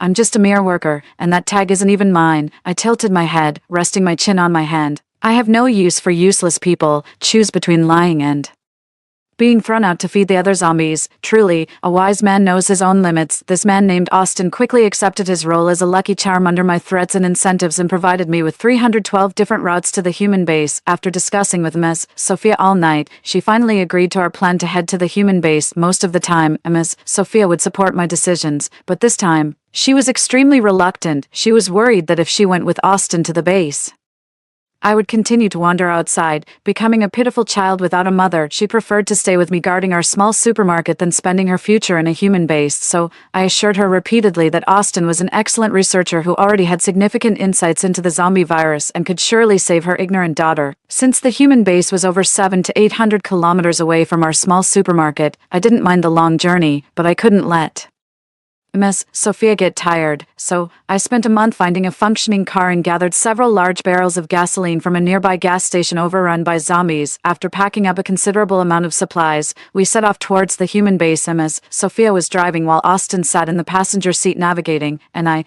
as the backbone of our team, was responsible for sticking my head out of the sunroof to intimidate any zombies we might encounter. We made several stops along the way and finally found a small motel before sunset. Oddly enough, there was no sign of human occupation or zombie intrusion at the motel. This reminded me of some information I had heard from a few zombie acquaintances to the east of the Way River. There is a space-manipulating Esper. This individual is well known among both zombies and humans. Unlike traditional Espers who possess a tiny haven detached from this world where they can engage in leisure activities like fishing and gardening, the space manipulating Esper uses their own body as a medium to create a bounded field in the form of a motel. It's safe to say that no one could defeat him within this motel. He lures passing zombies and humans, trapping them. For zombies, he kills them outright and harvests their cores to enhance his powers. Humans, on the other hand, are robbed of their valuables and then expelled. This place is not safe. We need to leave quickly. I looked up at the motel and withdrew the foot I had set inside. What did you say? Austin, who was examining the inscriptions on the doorframe, vanished from in front of Miss Sophia and me just after he spoke. I grabbed Miss Sophia's hand, preparing to leave,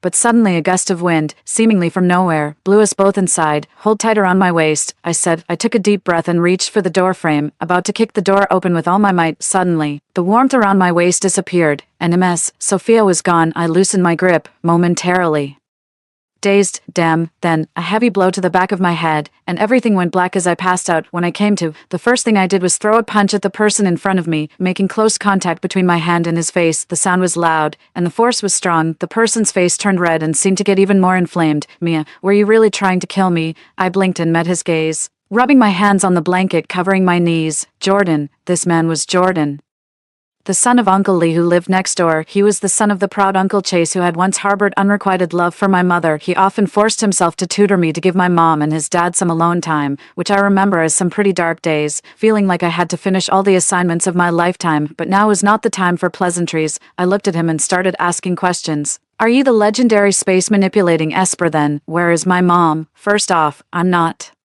the space-manipulating Esper, and secondly, Auntie is fine. She's just temporarily in a safe area, room 3605 of this building. Jordan rubbed his cheek, which I had turned red, and a milky white light began to flow from his fingertips, healing the wound quite effectively as he spoke. The real Esper is my dad. He just had a rampage and is now recovering and asleep. Only when he wakes up can Auntie be released from that room. 3605. Wasn't that the apartment room number where Miss Sophia and I first stayed? Uncle Lee really did love my mom. Lastly, Mia, after asking so many questions, where's your apology and thanks? I remember that's not how I taught you, he said. To be a person, he paused, to be a zombie as well. You must be polite, understand. Ouch, that hurts. Jordan bent his hands and tapped my forehead gently yet firmly as a warning. Jordan, I'm sorry. I'll make sure next time. I covered my forehead, begging for mercy. Then, I learned more about the spatial ability users from Jordan. 2 months after the apocalypse began, Jordan awakened his healing abilities, which might be related to his medical background. In any case, it was very professional. During a zombie invasion, Chase, my Uncle Lee, awakened his mutated spatial abilities in a fiercely protective moment amidst the flames. However, these powers born from desperation were unstable and often went berserk. Thus, the father and son duo decided to leave the group and live on their own. As for those rumors, it's hard to distinguish the true from the false. Moreover, I was shocked to find out that it was not 5 months after the zombie outbreak, but 5 years, yet I had no memories related to those years. Jordan suggested that perhaps during those years I was just a mindless little zombie until I recently gained consciousness. My so-called 5 months were likely the months since I became conscious. Probably knowing that Miss Sophia was safe, my tense awareness relaxed. What about Austin? A terrifying expression, one that was half smile, half knot, crossed Jordan's face, looking as if his garden had been trampled by pigs. Mia, you're only in your 20s. I've seen more men than you've eaten meals. That Austin, with his saintly face, is no good. He's all dark inside, especially preying on naive young girls like you. So, I had a bad feeling. That brat. I threw him out. As I pondered how to bring Austin back, a familiar voice came through the window. This wall is quite a climb. Austin clung to the window frame, looking over at us with a friendly smile. Bad news. Seems like over 100 zombies are headed this way. 5. Me, a close combat zombie. Austin, a researcher whose physical strength is questionable, though he should be fit since he climbed up to the 3rd floor. Jordan, a healing ability user and single man in his prime. Chase, a spatial ability user, currently offline. MS, Sophia, a beautiful, graceful, and charming mother. Also offline. This was our own combat strength. Honestly, I was the only capable fighter.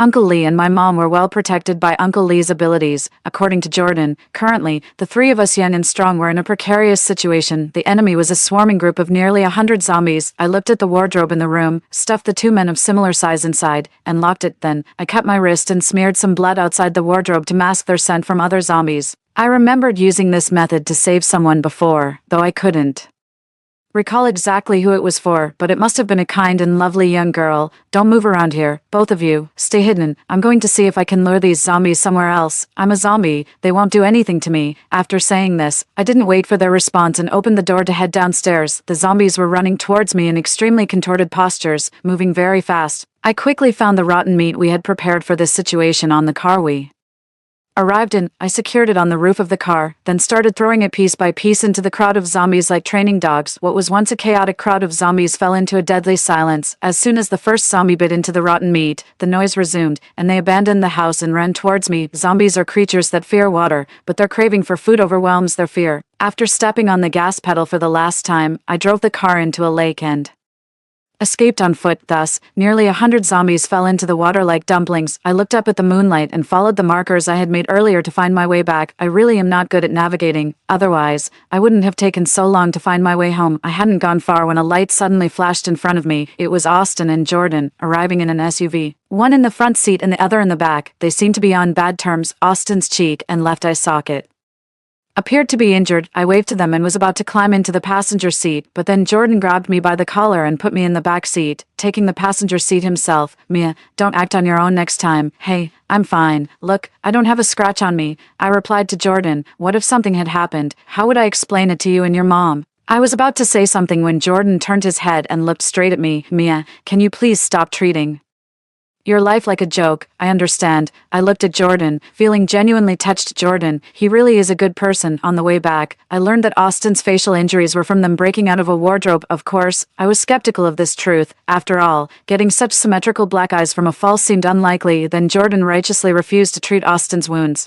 Austin also clearly didn't want to deal with Jordan. The 3 of us awkwardly made our way back. We returned to the hotel built by Uncle Lee, and Jordan, holding my wrist, led me inside, leaving Austin out in the cold. Austin didn't seem to mind. He pushed open the door and went straight to the second room on the right side of the first floor. Later that night, after making sure Jordan was resting, I quietly went to Austin's room. Visiting someone at night is easier the second time around, the reason being, the zombies that chased us today were somewhat strange, and I had some things to confirm with him, but since they were just guesses, I didn't plan on telling Jordan so soon. I hadn't even knocked when I was pulled into the room. Austin had prepared 2 chairs, placing them face to face. After pushing me into one of them, he sat down in the other. Mia, you must have noticed, today's zombies are very different from the usual. They're very fast. I nodded in agreement and shared my conclusion, and they're very disciplined. When I awakened my consciousness, I gained the ability to briefly communicate with the zombies. I could sense the remaining feelings of other zombies. This means that they haven't completely turned into mindless zombies. They still have feelings, experience fear and joy, and thus, they still have a chance to turn back into humans. Given a choice, humans wouldn't be their preferred meal. However, the group of zombies I encountered today seemed devoid of any signs of life. They are true killing machines. Where did you come across these zombies, Austin?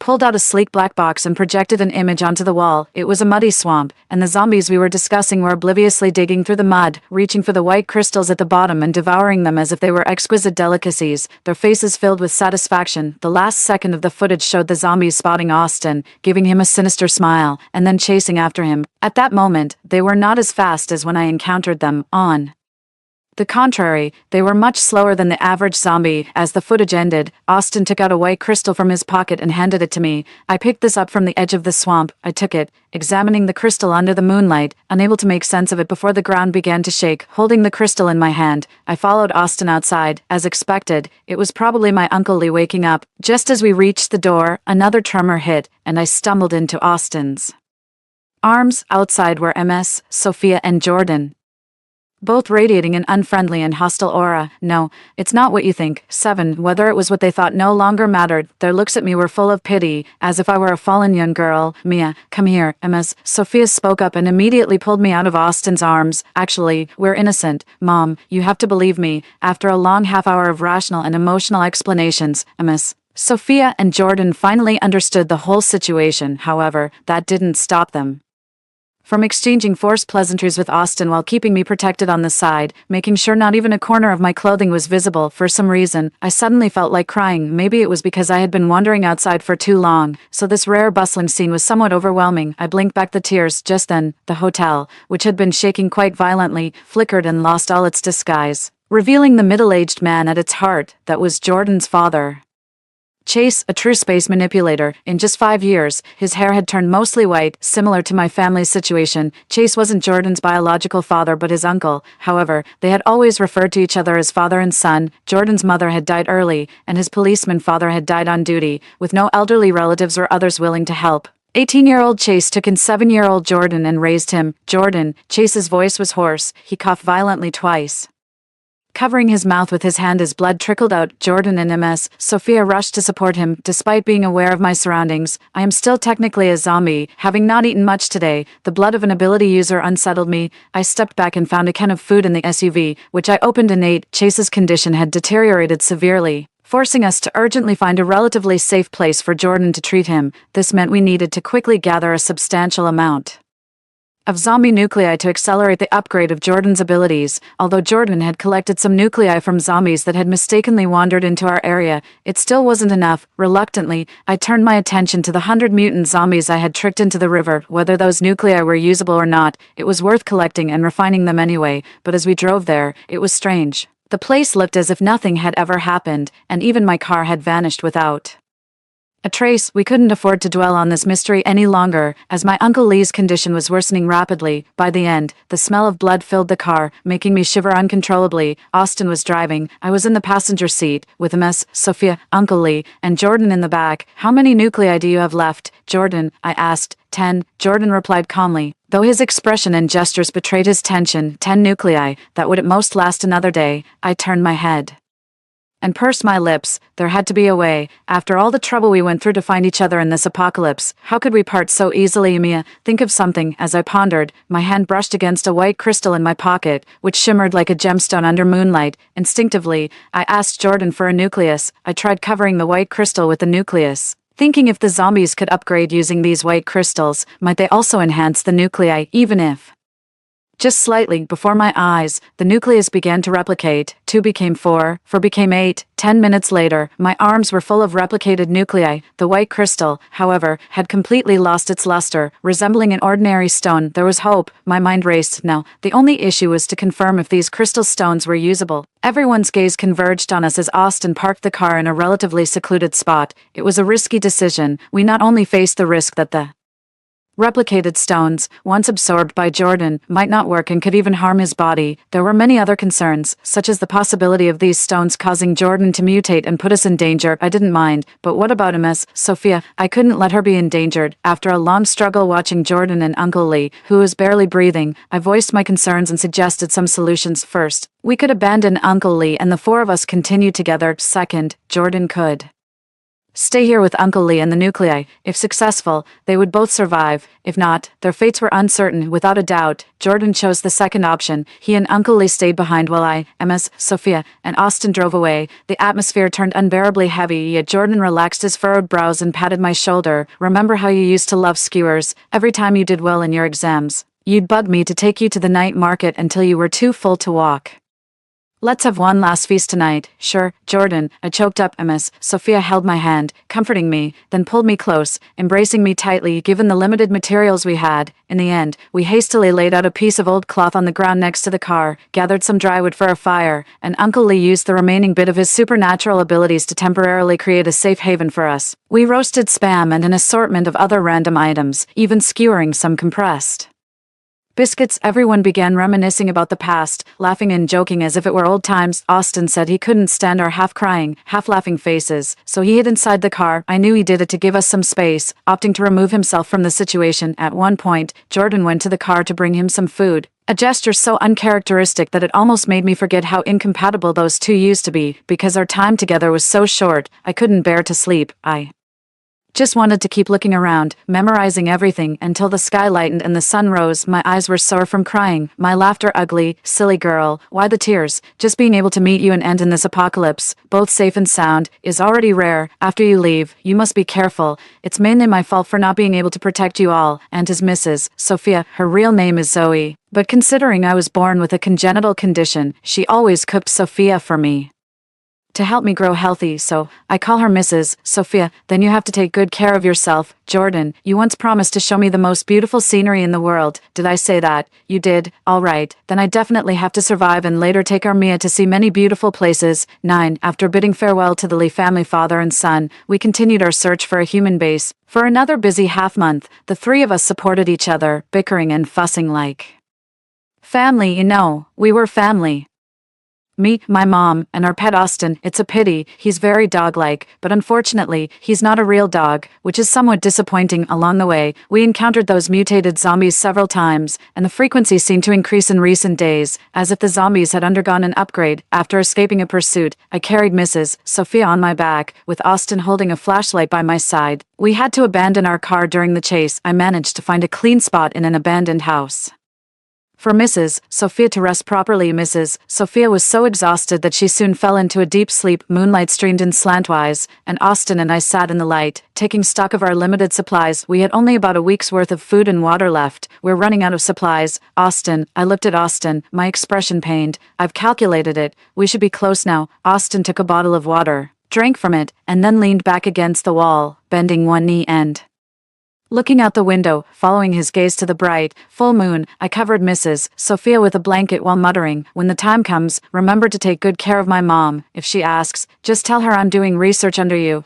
I've prepared about 100 recordings for you. Show them to her over time, but don't give it away. After a few months, tell her I got lost and died outside. She's stubborn, so it will be tough on you. Austin, in my entire life, I've never begged anyone for anything. You're the first. He turned around, his eyes dimly lit, with a rare seriousness in his tone. I mean, your family has treated me like a lucky charm for so long, fulfilling many wishes along the way, including your brother who forced me to eat expired bread as an offering. What if I told you I have a way to cleanse you, to turn you back from a zombie into a human? I stopped what I was doing, paused for a moment, and moved closer to him. I reached out and pinched his cheek, causing him pain and eliciting a sound from him. Then I pressed my forehead against his. He stepped back and hit the wall. That made me laugh. You're not feverish, so why start talking nonsense? Austin, it's normal for someone your age to be competitive, but don't joke about this with me. If it were someone else, maybe, but not when it's about me. I take it seriously. Suddenly, Austin reached out and gently pressed the back of my neck, his fingers almost as cold as my zombie skin. Mia, I'm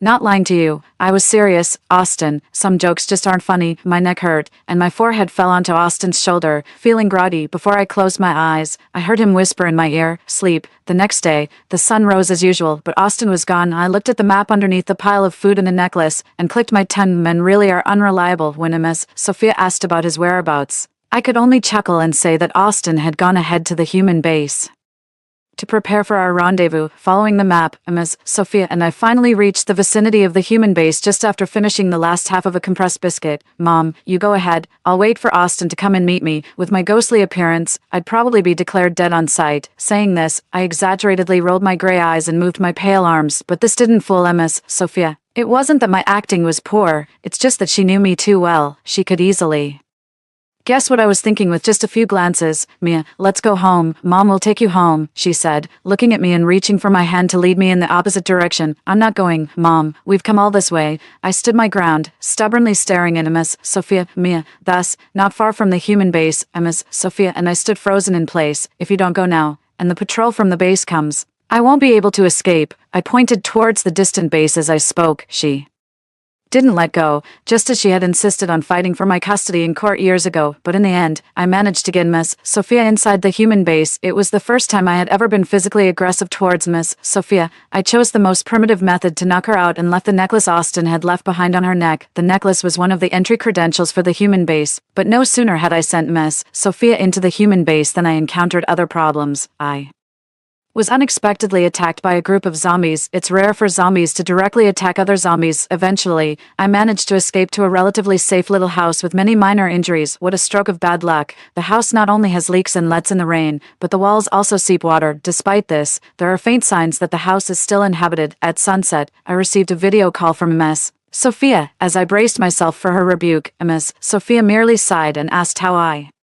was doing. At this moment, I must express my gratitude for the solar-powered communication device Austin left me. Unfortunately, there's only one pair, otherwise, I would have given one to Uncle Lee and Jordan as well. I panned the camera left and right, flipping it around to show Miss Sophia that, although my temporary shelter was modest, it was advantageously located. Just then, a shadow abruptly burst in, bumping into me at waist height and causing me to stagger. The device in my hand fell to the ground and broke in half. Clenching my teeth and fists in anger, I grabbed the collar of the little boy in black who had run into me. You little rascal, how are you going to compensate for this? The boy in black looked up, one eye clear and the other pale like that of a zombie. He spoke. Kill, my home, 11. I ended up taking in a child. He's about 8 years old. After 3 days of a standoff in the same room, he devoured the compressed food that fell off me and insisted on calling me Mom.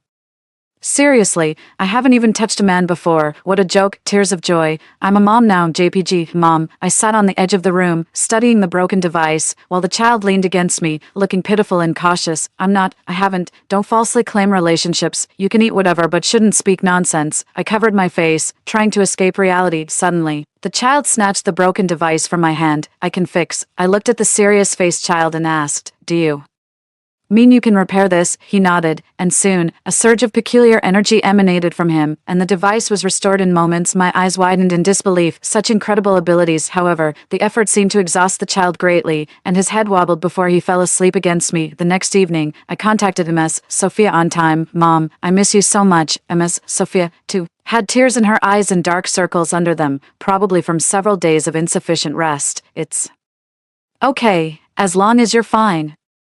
While I was deep in a heartfelt conversation with Miss Sophia, the child popped his head up and recognized her on the video. His first words were earth-shattering. Grandma. I quickly covered the child's mouth, trying to remain composed. Mom, I can explain, really. After my earnest explanation, Miss Sophia chose to believe what she wanted and asked me to take good care of her grandson, making sure he wasn't hungry. Upon hearing that I planned to nickname the child Easy to Raise, she scolded my casualness and renamed him Peace. Wishing for peace, I agreed, gently rubbing the child's head as I watched him. In the days that followed, I lived a life of mutual dependence with Peace, seeking out damaged machinery to hone Peace's supernatural abilities, contacting Miss Sophia every few days to assure each other's safety, and avoiding the increasingly bizarre hordes of zombies that relentlessly pursued me. Reflecting back, during my time with Chien, I gleaned details of his life from the bits and pieces he shared. When the zombie outbreak occurred, he was only 3 years old. His parents died trying to protect him from a high-rise fall, and amidst contracting the virus, he also awakened his supernatural abilities, surviving on instinct alone, fluctuating between hunger and satiation. In his memory, the one who provided him food was his mother. Thus, by some twist of fate, I inadvertently became his mother. No one had taught him to read or write, so his ability to communicate with me now was nothing short of genius. 3 months later, while I was fixing a destroyed car at a gas station with Peace, we encountered Austin again. This time, Austin had turned into a zombie like me. He retained his self-awareness, seemingly unconcerned about his transformation. He waved at me. Mia, long time no see. I felt a pang of nostalgia. Austin, how did you end up like this after just a few months? He squinted and smiled, saying nothing. Then, as if on cue, he collapsed right before My eyes for 7 days and nights. Austin slept. I watched as the zombie traits slowly faded from Austin's body, returning him to his human form. When he opened his eyes, he was greeted by my curious gaze and Peace, who was equally baffled. Peace tilted his head. Zombie, turn, human. Up to this point, everything seemed normal until Peace, ever the dramatic one, called out to Austin, "Daddy, what? Mommy, take care of Daddy." I was stunned, pointing at a barely suppressing his laughter. Austin, my heart aching as I looked at Peace. "This is a pet, got it?" Peace's eyes slightly widened, and he raised his eyebrows, much like how I would often pet him, and rubbed Austin's head. "Pet, pet." I was relieved by his teachability. Austin, helpless, chuckled softly, cleared his throat, and shifted his gaze between Chian and me, sitting up straighter as he looked at me. "Let's not dwell on these trivial matters. I've found a way for you to turn back into a human." The idea of becoming human again was truly tempting. If I could turn back into a human, I could live with him as Sophia without having to hide anymore. I grasped Austin's hand, looking deeply into his eyes. "From now on, you're my godfather." Chian, following my lead, took Austin's other hand. "Grandpa." The three of us were joyously harmonious, flourishing together. The cure was integrated into Austin's blood, and if Chian and I wanted to revert to being human, we would need to consume Austin's blood, approximately 8 treatments over 2 months. I handed a long-expired chicken leg, which I had kept hidden, to the somewhat frail Austin. "Austin, eat more, and take good care of your health." However, there was a significant problem with this method. If we interrupted the process, we would have to start over. Moreover, during the treatments, Chian and I would gradually lose our zombie-derived abilities, Chian's supernatural powers, and my enhanced senses, athletic talents, and self-healing abilities. This made us increasingly vulnerable in a world overrun by zombies, so I chose to take it one at a time, starting with Chian. Once he fully recovered, I planned to send him back to the human base first, then myself. It would take about 4 months for everything to settle down. I calculated the days, feeling more optimistic about the future. 2 months later, seeing Chian healthy, I playfully pinched his chubby cheeks that I had helped nourish. "Once you're inside the base, you must listen to Miss Sophia. No more mischief. Like before, understand." "I understand. Chian is sensible, right? You're going to the human base tomorrow. Make a wish now. Today marks your transformation, so let's consider today your birthday from now on." I lit a half piece of candle I found in some ruins in the darkness. The candle flickered. I saw Chian tearfully stifling his sobs, hands clasped together. "Peace, Mia must be safe." He blew out the candle. I held him until dawn, and my thoughts returned to Miss Sophia, the gentle Miss Sophia, 13. Honestly, Austin seemed a bit off after he returned. Before, he would always argue with me, full of defiance, never seeming to get things straight. Now, it was as if he had taken the wrong medication. Whatever I said, he would agree. If I pointed east, he wouldn't go west. If I pointed north, he wouldn't go south. Terrifyingly obedient. Moreover, initially, Peace showed signs of improvement after 2 attempts, but now, on what was almost my last attempt, there was still no sign of recovery, not even a change in skin color. The only change was that I began to dream frequently. In my dreams, there was a little girl who was very kind to me. The visions became clearer and clearer, but I could never see the girl's face clearly. Being straightforward is my greatest strength. So on a day with good weather, while being chased by zombies and ending up on a tree branch, I discussed this issue with Austin face to face. "Austin, your recent change is kind of frightening. You couldn't possibly have feelings for me, right? Although I am indeed young, beautiful, kind, and adorable, a true gem among people and a rare steed among horses. Or perhaps you have other motives. Never mind. If you don't want to answer that, at least talk to me about my transformation back to being human. Did you give me fake blood? I don't feel any restoration at all." I clung to the tree branch, trying my best not to fall. But as is often the case, the more you worry about something, the more likely it is to happen. I lost my grip and fell. Luckily, Austin caught my hand just in time. I looked up into his eyes, noticing for the first time that he was quite handsome. Before I could say anything, he pulled me up and seated me next to him. He didn't let go of my hand, his furrowed brows leaving me somewhat at a loss. This wasn't exactly an ideal posture for conversation between a man and a woman alone. "Mia, what if I told you I really did have ulterior motives, as long as it doesn't break the law, disrupt public order, or cross my moral boundaries? I'm willing to help with whatever you need," I said. Backing up slightly against the tree trunk, I saw Austin in front of me, pushing a hidden syringe into my skin with his left hand. My eyelids grew heavy and I closed my eyes. Damn, one really shouldn't just pick up strangers from the roadside. You can never truly tame some. Then, I began to dream again. This time, the dream was deep. I was being led by a girl in the dream. Running together, my head felt dizzy. She loved to tell stories about her life.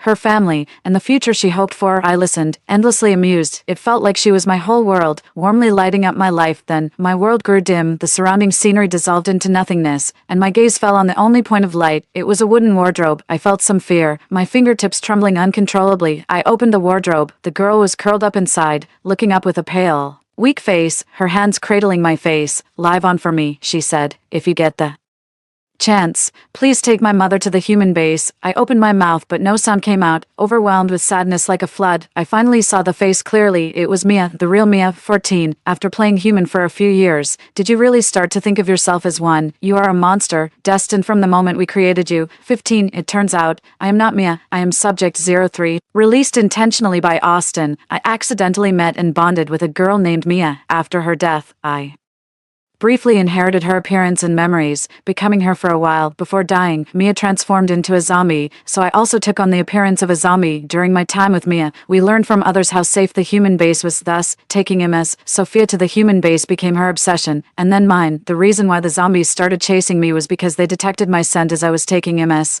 Sophia to the human base, and they attempted to bring me back. Their longevity project required a specific gene sequence for me. Austin took me to the human base and locked me in the lower levels of the lab, leaning against a corner. I awoke from a deep dream. As he pushed me into the lab, he whispered 2 words in my ear. Trust me. What to trust? I didn't know, but having nothing left, I had nothing to lose. No, that's not right. I still had Miss Sophia, and I felt a helpless kind of anxiety. Because Austin brought me back, he became a key member of the core experiment in this busy lab, which created the zombie virus that nearly destroyed the world. I always saw Austin, dressed in a white coat, his expression cold, as if we had never met. The only interaction was his emotionless recording of my physical condition outside, until a deliberate explosion occurred. Amidst billowing smoke, he carried me out. The truth was revealed. Exposed to the sunlight, the apocalypse, it ended. I saw Ms. Sophia holding Peace's hand, with Jordan and Uncle Lee beside her. Spin off the longevity experiment. Austin. My name is Austin. I was involuntarily drawn into a research project called Longevity. After graduating as a research student, I was led by a senior brother to a pharmaceutical institution. They claimed to be developing pharmaceuticals related to brain recovery, yet 2 years later, I uncovered their true intentions, or perhaps they let me discover them on purpose. In the 3rd basement level of the research institute, I saw 03. She was curled up in a floating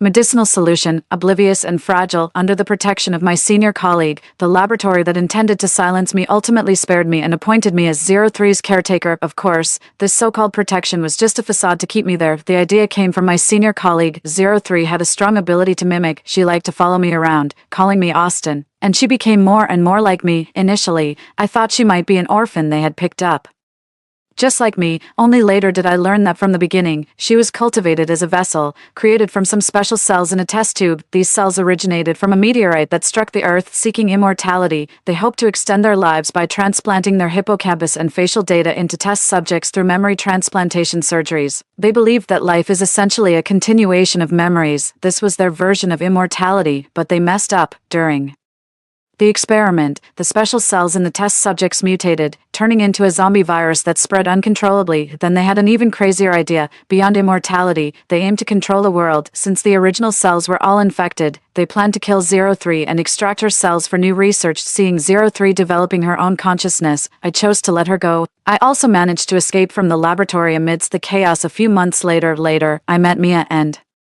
her mother. Along the way, it was noisy and chaotic, and they kept treating me like a lucky charm for making wishes. It was warm, comforting, and felt like home somehow. This made me think of the quiet and reserved 03. I wondered how she was surviving in this chaotic world. For ordinary people, a human base was indeed a good choice, so I agreed to Mia's plan. On the way to the human base, I noticed something unusual about the zombies and discovered the crystals that should have remained in the laboratory. Mia was very interested in this, so I shared some information with her. This was the beginning of my suspicion that Mia might not be a zombie, as she showed no reaction to the crystals. As for the disappearance of the zombies later on, it was all cleaned up by the people from the laboratory, and it was the first time Mia's traces were discovered by them. Later, I returned to the research institute. I confirmed that Mia was indeed 03. I also learned that the laboratory was planning to capture her. My plan then began. I wanted to expose the truth. I might die if the plan fails, but that didn't matter. I pretended to cooperate with them to capture Mia, seeking an antidote for the zombie virus. After bringing Mia back, I started to make arrangements within the institute. Initially, I turned some of the fringe researchers, and later connected with outsiders with special abilities contacted by Jordan. After 2 years of hiding, I finally brought everything into the public. Everything finally ended, a new beginning. On the day Mia died, Mrs. Sophia was deeply saddened, locking herself in her room for days, not eating or drinking. It pained me so much it felt like the sky was falling, and I was incredibly anxious, but fortunately, she eventually regained her spirit. She said she needed to live well, to live on for Mia's sake. Then there was the matter of changing her name. Mrs. Sophia said that since I called her Mom, from now on, I would be her daughter, so I followed Mrs. Sophia. I said I wanted to be called Chloe. I want to include Mia in my name because she gave me a third chance at life. Story 2. In a high-temperature apocalyptic world, I sent my cheating husband and his entire family to their doom. I learned in advance that a high-temperature apocalypse was approaching, yet my husband cheated on me at this critical moment. He brought his pregnant mistress into our home and, together with his parents, drove me and my daughter out. Since he pushed me to the edge of despair, I won't let him have an easy time either. I concealed the information about the apocalypse, decisively got a divorce, and fled. I really want to see how this newly formed family can still act arrogantly in the face of life and death. 01. In the office, I frowned as I looked at the blazing sun outside the window. Recently, the weather had been extremely abnormal. It was already past 5 o'clock, but the sunlight was still as scorching as at noon. I sent a message to my husband, asking him to pick me up after work. Just the thought of squeezing onto the subway in such heat was unbearable. As it was nearly time to get off work, a message suddenly popped up on Instagram. Liana, a high-temperature apocalypse is coming. Don't go out recently. Stock up on supplies and wait for me to contact you. It was from my best friend, Daisy. She worked in a research institute and had been conducting explorations in the desert for the past 6 months. She never said anything without solid evidence, so she must have discovered something. My heart was pounding rapidly. I replied to Daisy, reassuring her not to worry, and then urged her to take care of herself. After that, I packed my things in a hurry and left the company. Downstairs in the office building, Soren's car was already waiting there. I stepped forward and tapped on the car window. He was so startled that it took him a long time to roll down the window. Honey, why did you get off work so early? I stood there, stunned. I couldn't ignore Soren's subtle movement of hiding his phone just now. If I wasn't mistaken, he was looking at Instagram. Who was he chatting with that he was so afraid of me seeing? Out of a woman's keen intuition, I immediately sensed that something was amiss. I had originally intended to mention the high temperature warning, but I pushed it to the back of my mind. Throughout the journey, I kept observing Soren's expression, however. Apart from that momentary look of panic, he showed no other abnormalities, so I had to pretend as if nothing had happened. When it was finally evening and Soren had fallen asleep, I took his phone and unlocked it with his fingerprint. I opened Instagram and indeed found something abnormal. Among the chat boxes with his colleagues, there was a cartoon avatar that stood out like a sore thumb. I clicked on it and scrolled up. Almost all of the conversations were explicit flirtatious messages. I had always respected Soren's privacy and would never look at his phone without his consent. That's why he didn't even bother to delete the chat records. At this moment, a mix of sadness and resentment welled up inside me. I couldn't help but feel the urge to drag Soren up and slap him hard across the face, but I knew I couldn't. Things had reached this point, and I couldn't act on impulse. I had to fight for the greatest possible benefits for myself and my daughter. More importantly, with the high-temperature apocalypse looming, the cracks in our marriage paled in comparison to the matter of survival. The top priority was to find a way to stay alive. I tightly clenched Soren's phone in my hand, and a terrifying thought suddenly flashed through my mind. Why should I tell him about the apocalypse? He had betrayed me, and shouldn't he pay the price for that? 02. The next day, while it wasn't too hot in the morning, I got up and went straight to my parents' house. Both Soren and I were extremely busy with our work, so our daughter was mostly taken care of by my parents. We only picked her up and brought her home during our days off. As soon as I entered the door, my daughter, a small and cute figure, rushed towards me and hugged my thigh. She said in a sweet, childish voice, "Mom, you haven't come to see me for 6 days this time. I'm angry." I gently rubbed her fluffy little head and apologized softly. "I'm sorry, Sage. Mom has been really busy recently. How about Mom stays with you every day in a few days?" "Okay. Actually, I'm not really angry with you, Mom. I was just teasing you." Looking at my daughter's well-behaved and sensible appearance, a pang of sadness shot through my heart. She was still so young. How could I let her bear the fact that our family was on the verge of breaking apart? "Where's Dad? Why didn't he come?" "Dad is at work. He'll come to see you in a few days." My daughter was very attached to Soren, so I could only fob her off with that answer and asked her to play with her toys to distract her. It's been extremely hot these days.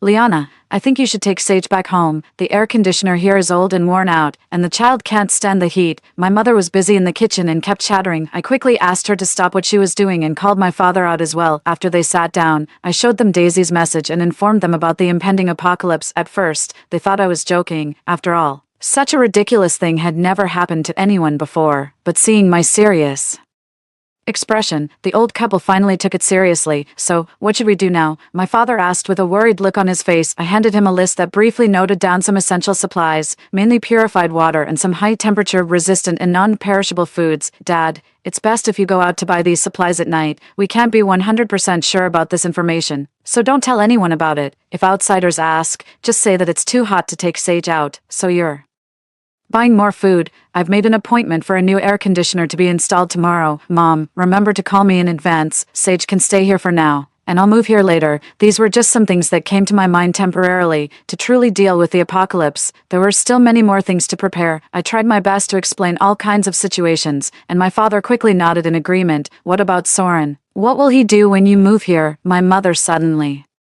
mentioned Soren. I glanced at my daughter to make sure she couldn't hear us, and then I confessed that Soren had cheated on me. As soon as my father heard this, he slapped the table and shouted angrily, "This bastard, what did he promise us back then?" My mother was also very angry. Then why are you still going back? Just let him fend for himself. I had thought about that, but although Soren had cheated, his attitude towards our daughter was still unclear. What if he had the intention of fighting for the custody of our daughter? Then things would become very troublesome.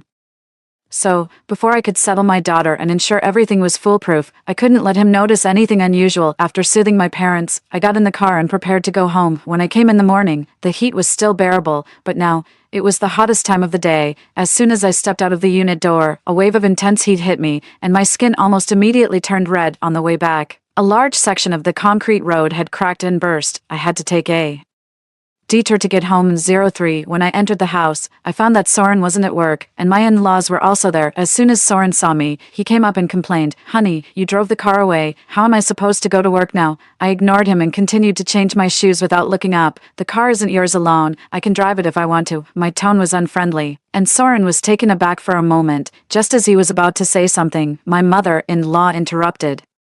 "How can you talk like that? Soren is the boss. Driving is important for his image. You're just a lowly employee. What are you showing off for? From now on, don't even think about touching this car." She had always been unreasonable. In the past, for Soren's sake, I didn't want to argue with her, but now, I had nothing to hold back. "I bought this car. I can drive it whenever I want. It's none of your business to comment here." Soren did run a company, but ever since he started his business, he had lost more money than he had earned. The house and car at home were basically purchased by me. She still thought her son was a big shot. My words once again touched Soren's fragile self-esteem, and his face darkened. "Is this how you talk to your elders? Do you have any manners? Could a person with good manners deal with his overbearing and shrewish mother?" I retorted without mercy. "If you don't like the way I talk, then don't let her come here. It's so hot." My parents couldn't stay in their hometown at all. What's wrong with me bringing them here to take care of them for a few days? I looked at him suspiciously. Since when had Soren become so filial? Although he was always good at pretending, after being married to him for so long,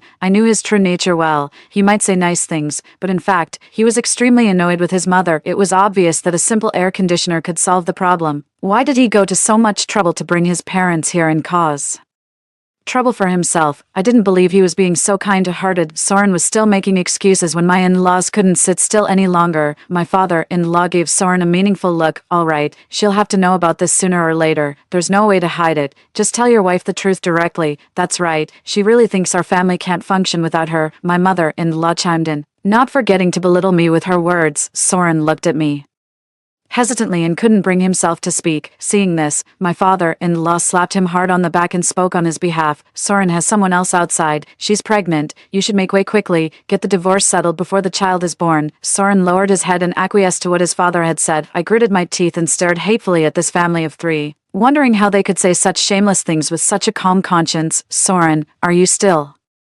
human?" I clenched my fists tightly, afraid that I might not be able to hold back from going up and tearing his face apart. "I'm sorry, Liana. She's carrying my child. I can't let the child be born without a father." Although there was still a hint of guilt on Soren's face, the words he said were completely heartless. I could no longer suppress the anger in my heart and raised my hand to slap him hard. "How can you say such a thing? Isn't Sage your child?" Soren's face instantly turned red. My Mother-in-law suddenly pushed me away and stroked his face with a look of heartache. How dare you hit him? After being married for 7 years, you only gave our family a useless daughter. My son should have kicked you out long ago. I'm warning you, Felicity is carrying a boy. If you know what's good for you, get out of here by yourself. Now I understood why my father-in-law and mother-in-law were so arrogant. It was because they finally had the grandson they had always dreamed of.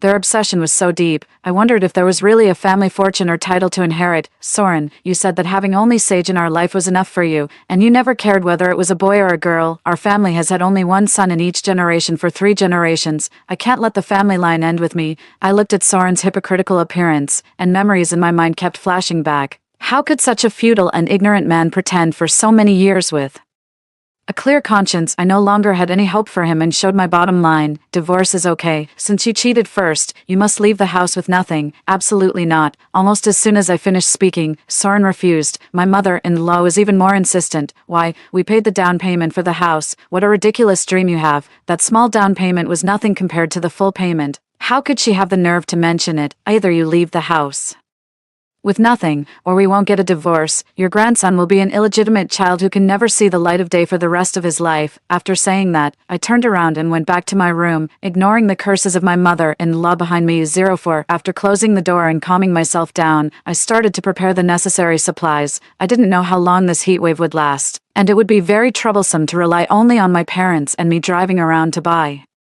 things. I directly contacted a wholesale market and asked them to deliver the goods to my home. I racked my brains and browsed through various materials on the internet. Finally, I made a list and sent it over. Most of the food items were storable dry goods and vegetables, such as 200 g of flour, 200 g of rice, 200 g of millet, 50 g of potatoes, 50 g of radishes, 100 g of dried green vegetables, as well as 100 boxes of instant noodles, various self-heating hot pots, and compressed biscuits. As long as they had the items available, I basically ordered at least 100 portions of each. More importantly, for water, I directly purchased 500 barrels of mineral water and 100 boxes of various energy-boosting drinks. Sage was still young, unlike adults who just needed to be full. Her nutrition also needed to be ensured, so I added 100 g of beef and mutton, 200 cans of various types of meat, and 100 each of chickens, ducks, and geese. Considering the storage of these supplies, I ordered 2 large freezers. At that time, I would throw out all the useless furniture in my parents' house and use the living room to store the supplies. Cooling couldn't be achieved without electricity. My father had experience in this regard.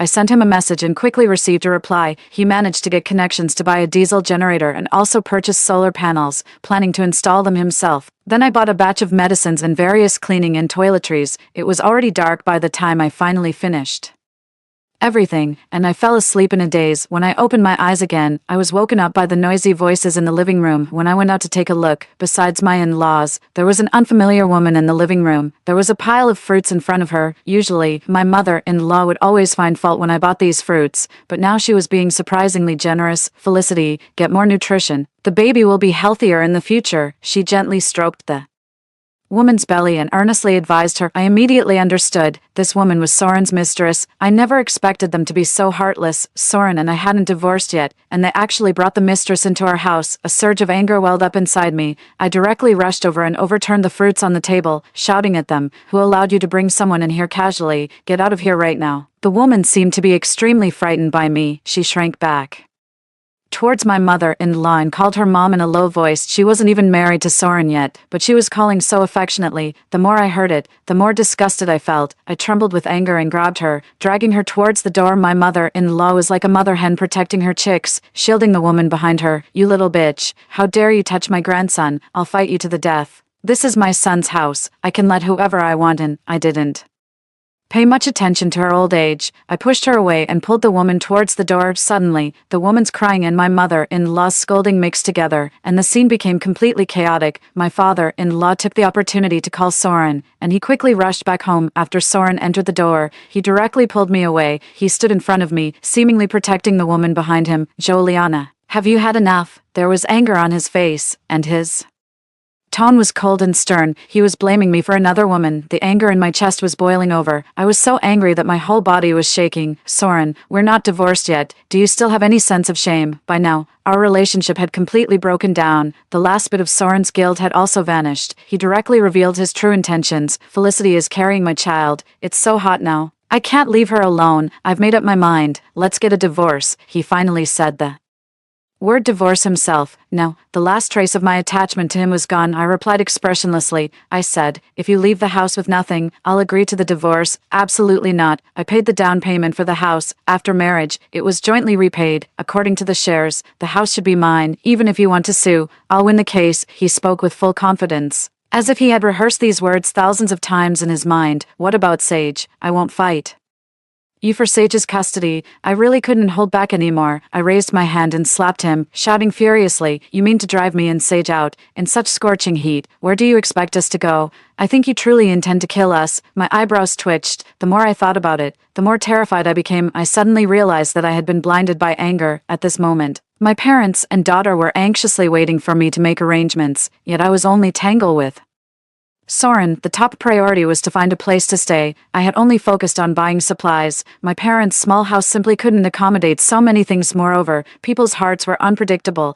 In the face of a major disaster, with so many supplies, we would surely become a target. The old iron door of my parents' house could be kicked open by me with just 1 foot. At that time, the danger would only double. Only then did I react. There were still so many loopholes in my plan. I'm not that capable. I can't take care of everyone right now. All I want is for Felicity's child to be born safely. Soren looked at me coldly. I lost my temper and stopped arguing with him. I agreed to the divorce. I don't want the house. All the savings at home must be given to me, and I also want the car. The house had just paid off the mortgage this year. The total savings and the car were less than 1 million at most. No matter how you looked at it, I was at a great loss. Soren quickly nodded in agreement. We immediately drew up a divorce agreement on the spot. Soren proposed that I could only transfer all the property after notarization at the Civil Affairs Bureau tomorrow. To avoid disputes, I agreed to his request to 05. After signing the agreement, I rushed to the suburbs overnight and rented a villa in the mountains. The temperature here was much lower than in the city, and there was mountain spring water on the mountain, making it the most suitable place for summer escape. I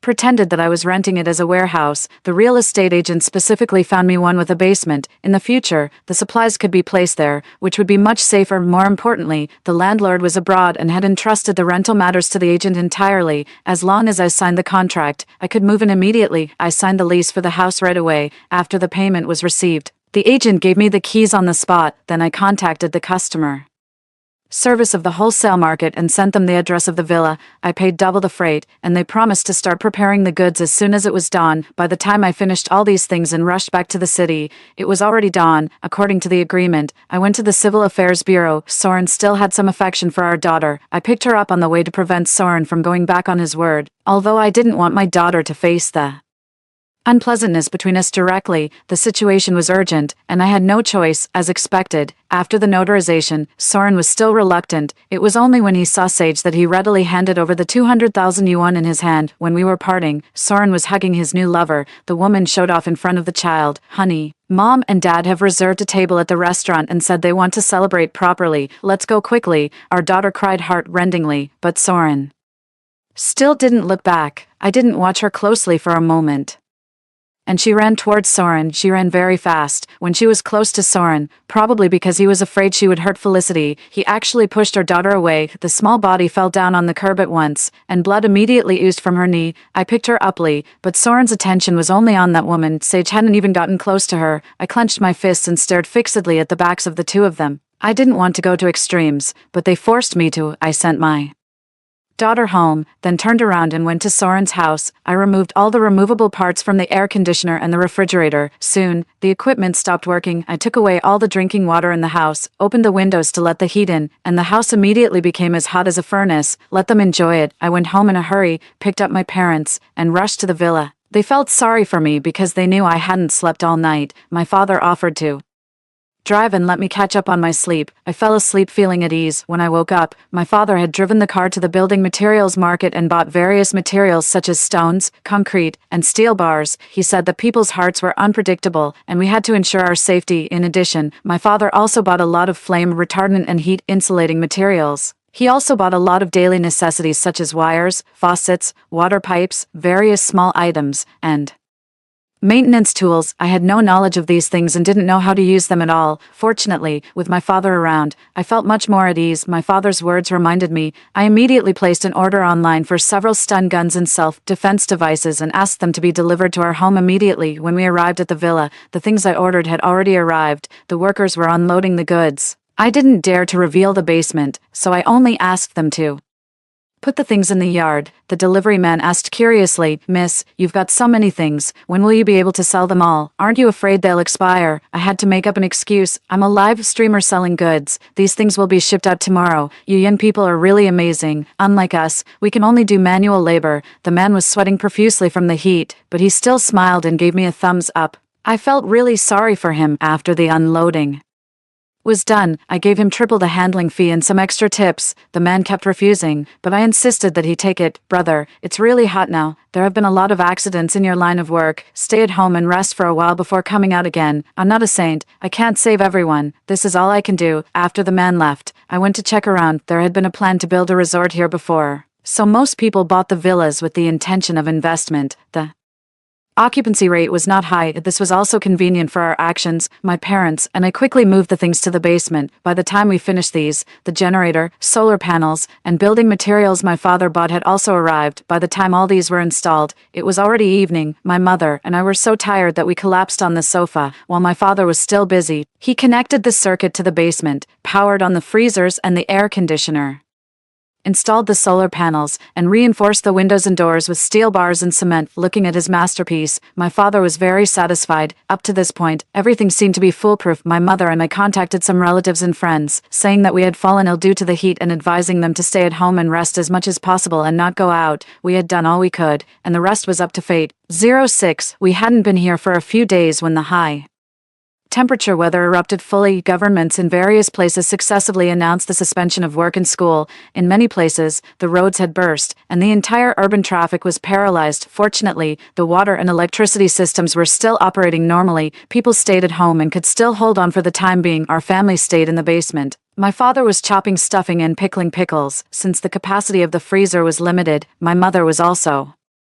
busy sorting out the things for fear that they would go bad. At this time, my phone received a message reminding me to update the system. Then I remembered that we had installed a monitor at home for Sage's sake. I had done so much. How could I not see for myself what would happen to Soren's family? I couldn't wait to open the monitor and found that all 4 members of Soren's family were in the living room. Felicity was lying on the sofa, with a basin of ice beside her. My mother-in-law was fanning by hand, directing all the cool air towards Felicity, while she herself was sweating profusely. Even so, Felicity was still not satisfied and complained to Soren, "Soren, have you found someone to fix the air conditioner yet? I'm almost dying of heat. You can't even get the air conditioner fixed. What's the use of being with you?" These words made Soren angry, and he retorted, "Can you stop complaining? They have a lot of orders. What can I do? Besides, is it really that hot? Why can we I'll tolerate it, but you can't." Felicity was immediately unhappy when she heard this. She covered her face and started crying. "What did you promise me before? You said you would take good care of me and the baby when you brought me here. Now,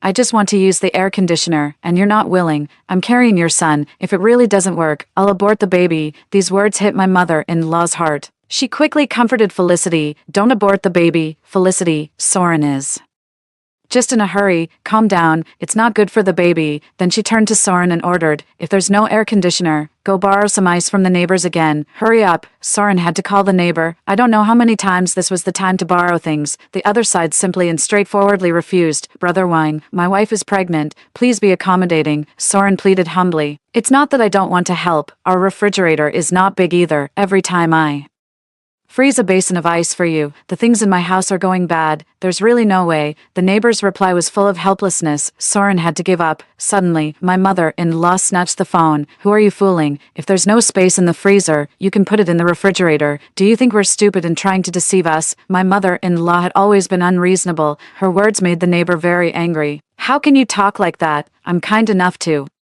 lend you things, and I'm wrong. You city people are so stingy. You're so reluctant to lend a basin of ice. You have no conscience. Your whole family will be roasted to death sooner or later." Her eyes rolled, and she suddenly thought of something. "By the way, my daughter-in-law got sick after using your ice. You'd better send a new basin of ice over, or we'll call 110 to arrest you. You're crazy." The neighbor directly hung up the phone. My mother-in-law held the phone triumphantly. "Don't worry. They don't dare not to come. Unfortunately, she Miscalculated, not only did they dare not come, but they also sent the call recording to the homeowners group. Now Soren became famous. Everyone in the group started to criticize him and said that they would never send anything to his house. Soren cared about his face and left the group on his own. Looking at the chat records in the group, I felt a sense of pleasure in my heart. Soren's mother was really something. She didn't leave any leeway for this family at all. 07. The temperature in the city was getting higher and higher. Many people moved to the suburbs. In just a few days, the surrounding villas were all occupied. It was not convenient to go shopping here, so the neighbors had to borrow some supplies from each other. To avoid attracting attention, we also joined the ranks of borrowing things. However, whenever someone lent something to us, we would return it double. Over time, everyone thought we were just here to escape the heat, and no one became suspicious. The weather in the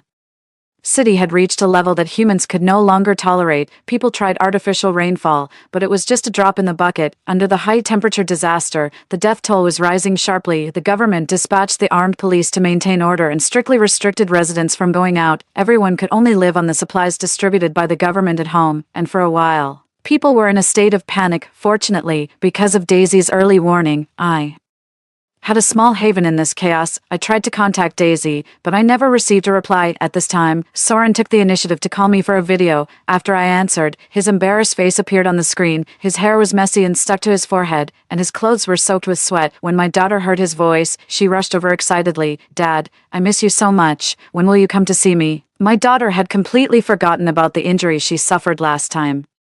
Soren's face was very unnatural. After a long time, he replied in a low voice, "Dad misses you too. Where are you now?" "We're in a super big villa. Mom bought me a lot of delicious food. I was afraid that my daughter would reveal the fact that we had stocked up on supplies, so I quickly interrupted. "What do you want to talk about?" My tone was cold and tough. Soren was obviously at a loss and stammered, "I just want to see if you and the daughter are doing well. Liana, have you moved?"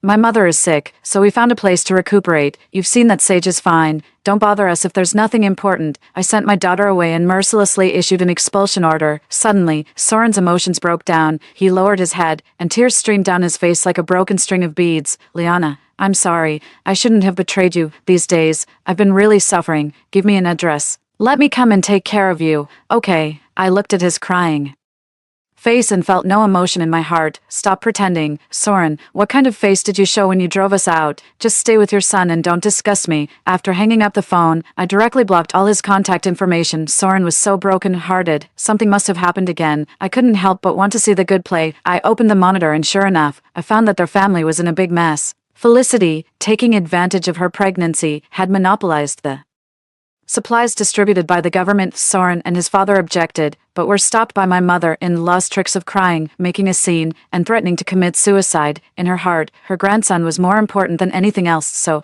after a chaotic negotiation, Soren, his father, and his mother shared one share of the supplies, while Felicity had 3 shares. Although I really hated this mistress, I had to admit that her actions made me very happy. Soren's father was overbearing and dictatorial, and his mother was unreasonable. I had endured so much anger from them, it seemed that only a more ruthless person could deal with them. 08. While Soren's side was in chaos, I also faced a new problem. This place was too remote, and the infrastructure was not perfect. After a few days, both water and electricity were cut off. My father's generator and solar panels finally came in handy. Although it was not as good as the municipal power supply, it was enough for our family of 4. We didn't know when the temperature would drop. The 2 large freezers at home were still running, so we didn't dare to be too extravagant. Usually, we tried not to turn on the air conditioner. Although adults could endure it, children had a higher body temperature. Not turning on the air conditioner was really suffering for them. My daughter's face was flushed red from the heat, but she never cried or fussed. Her sensible appearance made my mother burst into tears. Seeing this, my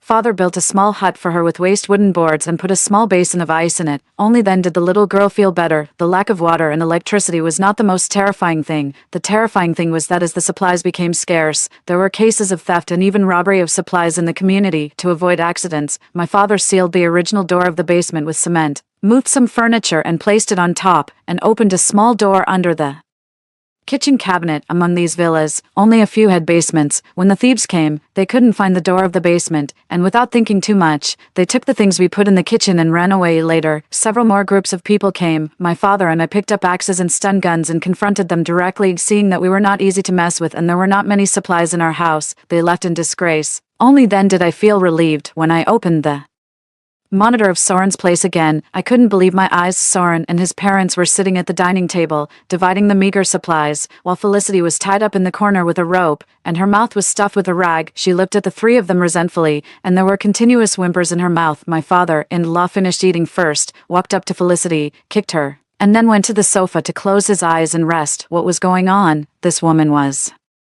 carrying the precious grandson. Wasn't she supposed to be extremely precious? My father-in-law used all his strength in that kick, causing Felicity to let out a heart-rending scream and roll on the ground. My mother-in-law yanked her up and slapped her twice in the face, viciously saying, "You little slut, you've been lying to us for so many days. If it wasn't for the fact that we wanted to get more supplies through you, I would have thrown you off the building long ago." The more she spoke, the angrier she got. She grabbed Felicity's hair and smashed her head against the wall until it was bloody and bruised before she finally stopped. From her constant curses, I finally understood the whole story. It turned out that Felicity wasn't actually pregnant. A few days ago, she secretly changed her sanitary napkin and was caught red-handed by my mother-in-law. My mother-in-law had given most of the supplies to Felicity because of the so-called grandson. After enduring hunger and heat for so many days, she went crazy when she found out she was being deceived. My mother-in-law was so angry that her face was red and her neck was thick, but I just wanted to clap my hands in front of the screen and cheer. This old woman was so obsessed with having a grandson. On Sage's last birthday, she had heard some secret recipe that said feeding a special medicine to the firstborn would ensure a son for the second child. She sent me away and secretly tried to feed Sage the medicine. Fortunately, the medicine was extremely bitter, and Sage cried and refused to drink it. In the end, she knocked the bowl and escaped the disaster. In the evening, Sage kept murmuring that Grandma made her drink a very bitter soup. I found the medicine dregs in the kitchen. When I confronted my mother-in-law face to face, she was still arrogant and scolded me for being useless, saying that I couldn't give birth to a son. I was so angry that I asked Soren to send her back to her hometown immediately and entrusted Sage to my parents' care, just to be on the safe side. I also installed monitors in hidden corners of the house. Thinking about the past, I gritted my teeth with hatred. So now, no matter how miserable my mother-in-law was, I didn't feel the slightest bit of sympathy for her. Felicity was beaten to the verge of death by my mother-in-law. She lay on the ground with her eyes closed, her body covered in old and new scars. It was obvious that she had been abused for several days. After beating Felicity, my mother-in-law still wasn't satisfied. She sat on the ground, crying and wailing. "What kind of sin have I committed? First, I got rid of that unlucky woman, and then I met you, a liar. Why is it so hard for me to have a grandson? I should have kept that woman surnamed Joe." This old woman was still thinking about her grandson. She was really hopeless. Soren watched his mother crying and making a scene coldly. Finally, he couldn't bear it anymore and slapped the table, roaring, "Shut up! Can you stop making such a fuss?" My father-in-law also told her impatiently to be quiet, and then she finally stopped. Felicity opened her eyes wide, staring at the three of them with a sinister look, as if she wanted to tear them to pieces. I enlarged the screen and saw that her hands were moving constantly behind her back, as if she was using a blade to saw through the rope. Soren and the others had abused Felicity so much. Once she got free, she would definitely take revenge on them in the most cruel way. I was really looking forward to that day. 09 Finally, her chance came. One night, when it was dead quiet, she sawed through the rope and secretly put rat poison from the cupboard into the water. Soren and the others had no idea. They just thought the water had gone bad due to the high temperature and forced themselves to drink it. My father-in-law died on the spot. Soren and my mother-in-law, who had drunk less, were rolling on the ground, clutching their stomachs. Seeing this, Felicity laughed maniacally. She tied up my mother-in-law and Soren, rummaged through the bedroom and found a leather belt. She lashed at the two of them one after another, cursing as she did so. "You damned scumbag, what did you promise me before? You said you loved me truly and would marry me after getting rid of your wife. Bullshit, you just wanted to trick me into having a baby. Bastard, you deserve to be childless. And you, old hag, how dare you hit me? My own mother has never hit me since I was a child. Remember how you hit me? I'm going to pay you back tenfold today." The more she spoke, the more excited she became, and the force of her blows kept increasing. Soon, Soren and my mother-in-law were covered in blood. Felicity still wasn't satisfied. She took alcohol and disinfectant and poured them onto the two's wounds. Heart-rending screams came from the phone. Suddenly, the screen went black. It should be that the power went out in the city. I calmed my breathing, recalling the terrifying scene just now. Felicity's mental state must have been completely broken by the torture. Soren and his mother were probably going to have a really dark time. I couldn't pay attention to Soren and the other situation anymore. I could only pass the time by browsing my phone every day. On the webpage, the number of deaths kept increasing. The outside temperature had reached a level where ordinary people couldn't move around. Only firefighters and police officers, relying on special equipment, were active on the front lines of disaster relief. I couldn't do much, so I could only pray for their safety. Soon, the signal was also cut off, and I couldn't receive any news from the outside world. I could only quietly wait for this high-temperature disaster to end. Our family of 3 completely moved into the basement. To soothe our emotions, my mother tried various ways to cook different meals. My father also made a lot of small gadgets for my daughter. We leaned on each other. And no matter how difficult things were, we could get through them. 3 months later, a heavy rain finally came. It rained continuously for 3 days, and the temperature in the whole city dropped. Although it was still the temperature of midsummer, people could finally move around outdoors. When I walked out of the basement, the dazzling sunlight made it hard for me to open my eyes. I took a while to adapt before I could see the scenery outside. The flowers and plants in the yard had long since withered, and the ground was cracked with seam after seam. Everything had lost its vitality, but people were cheering and celebrating their new life. 10. After a month of restoration, the city resumed its operation, and I received a call from the police station. They told me that when the rescue team arrived at my house, there was only a crazy woman and 3 piles of white bones. After identification, the 3 piles of white bones were exactly Soren and his parents, Felicity, having lived with the 3 corpses for several months. Was so scared that she went insane and was sent to a mental hospital. Soren and I hadn't received the divorce certificate yet. Nominally, we were still husband and wife, so it was up to me to handle the aftermath. I entrusted all these matters to the funeral home and didn't inquire about them anymore. Subsequently, I sold the house at home after finding the real estate agent. I renewed the lease of the villa for a few more months. I called in a decoration team and reinforced the house inside and out. My parents wanted to move the things in the basement upstairs, but I stopped them. Mom and Dad, I think we still need to stock up on some more things. A few days ago, Daisy sent a picture that was hard to understand, and then there was no more news. I hoped that everything I did wasn't a waste of effort.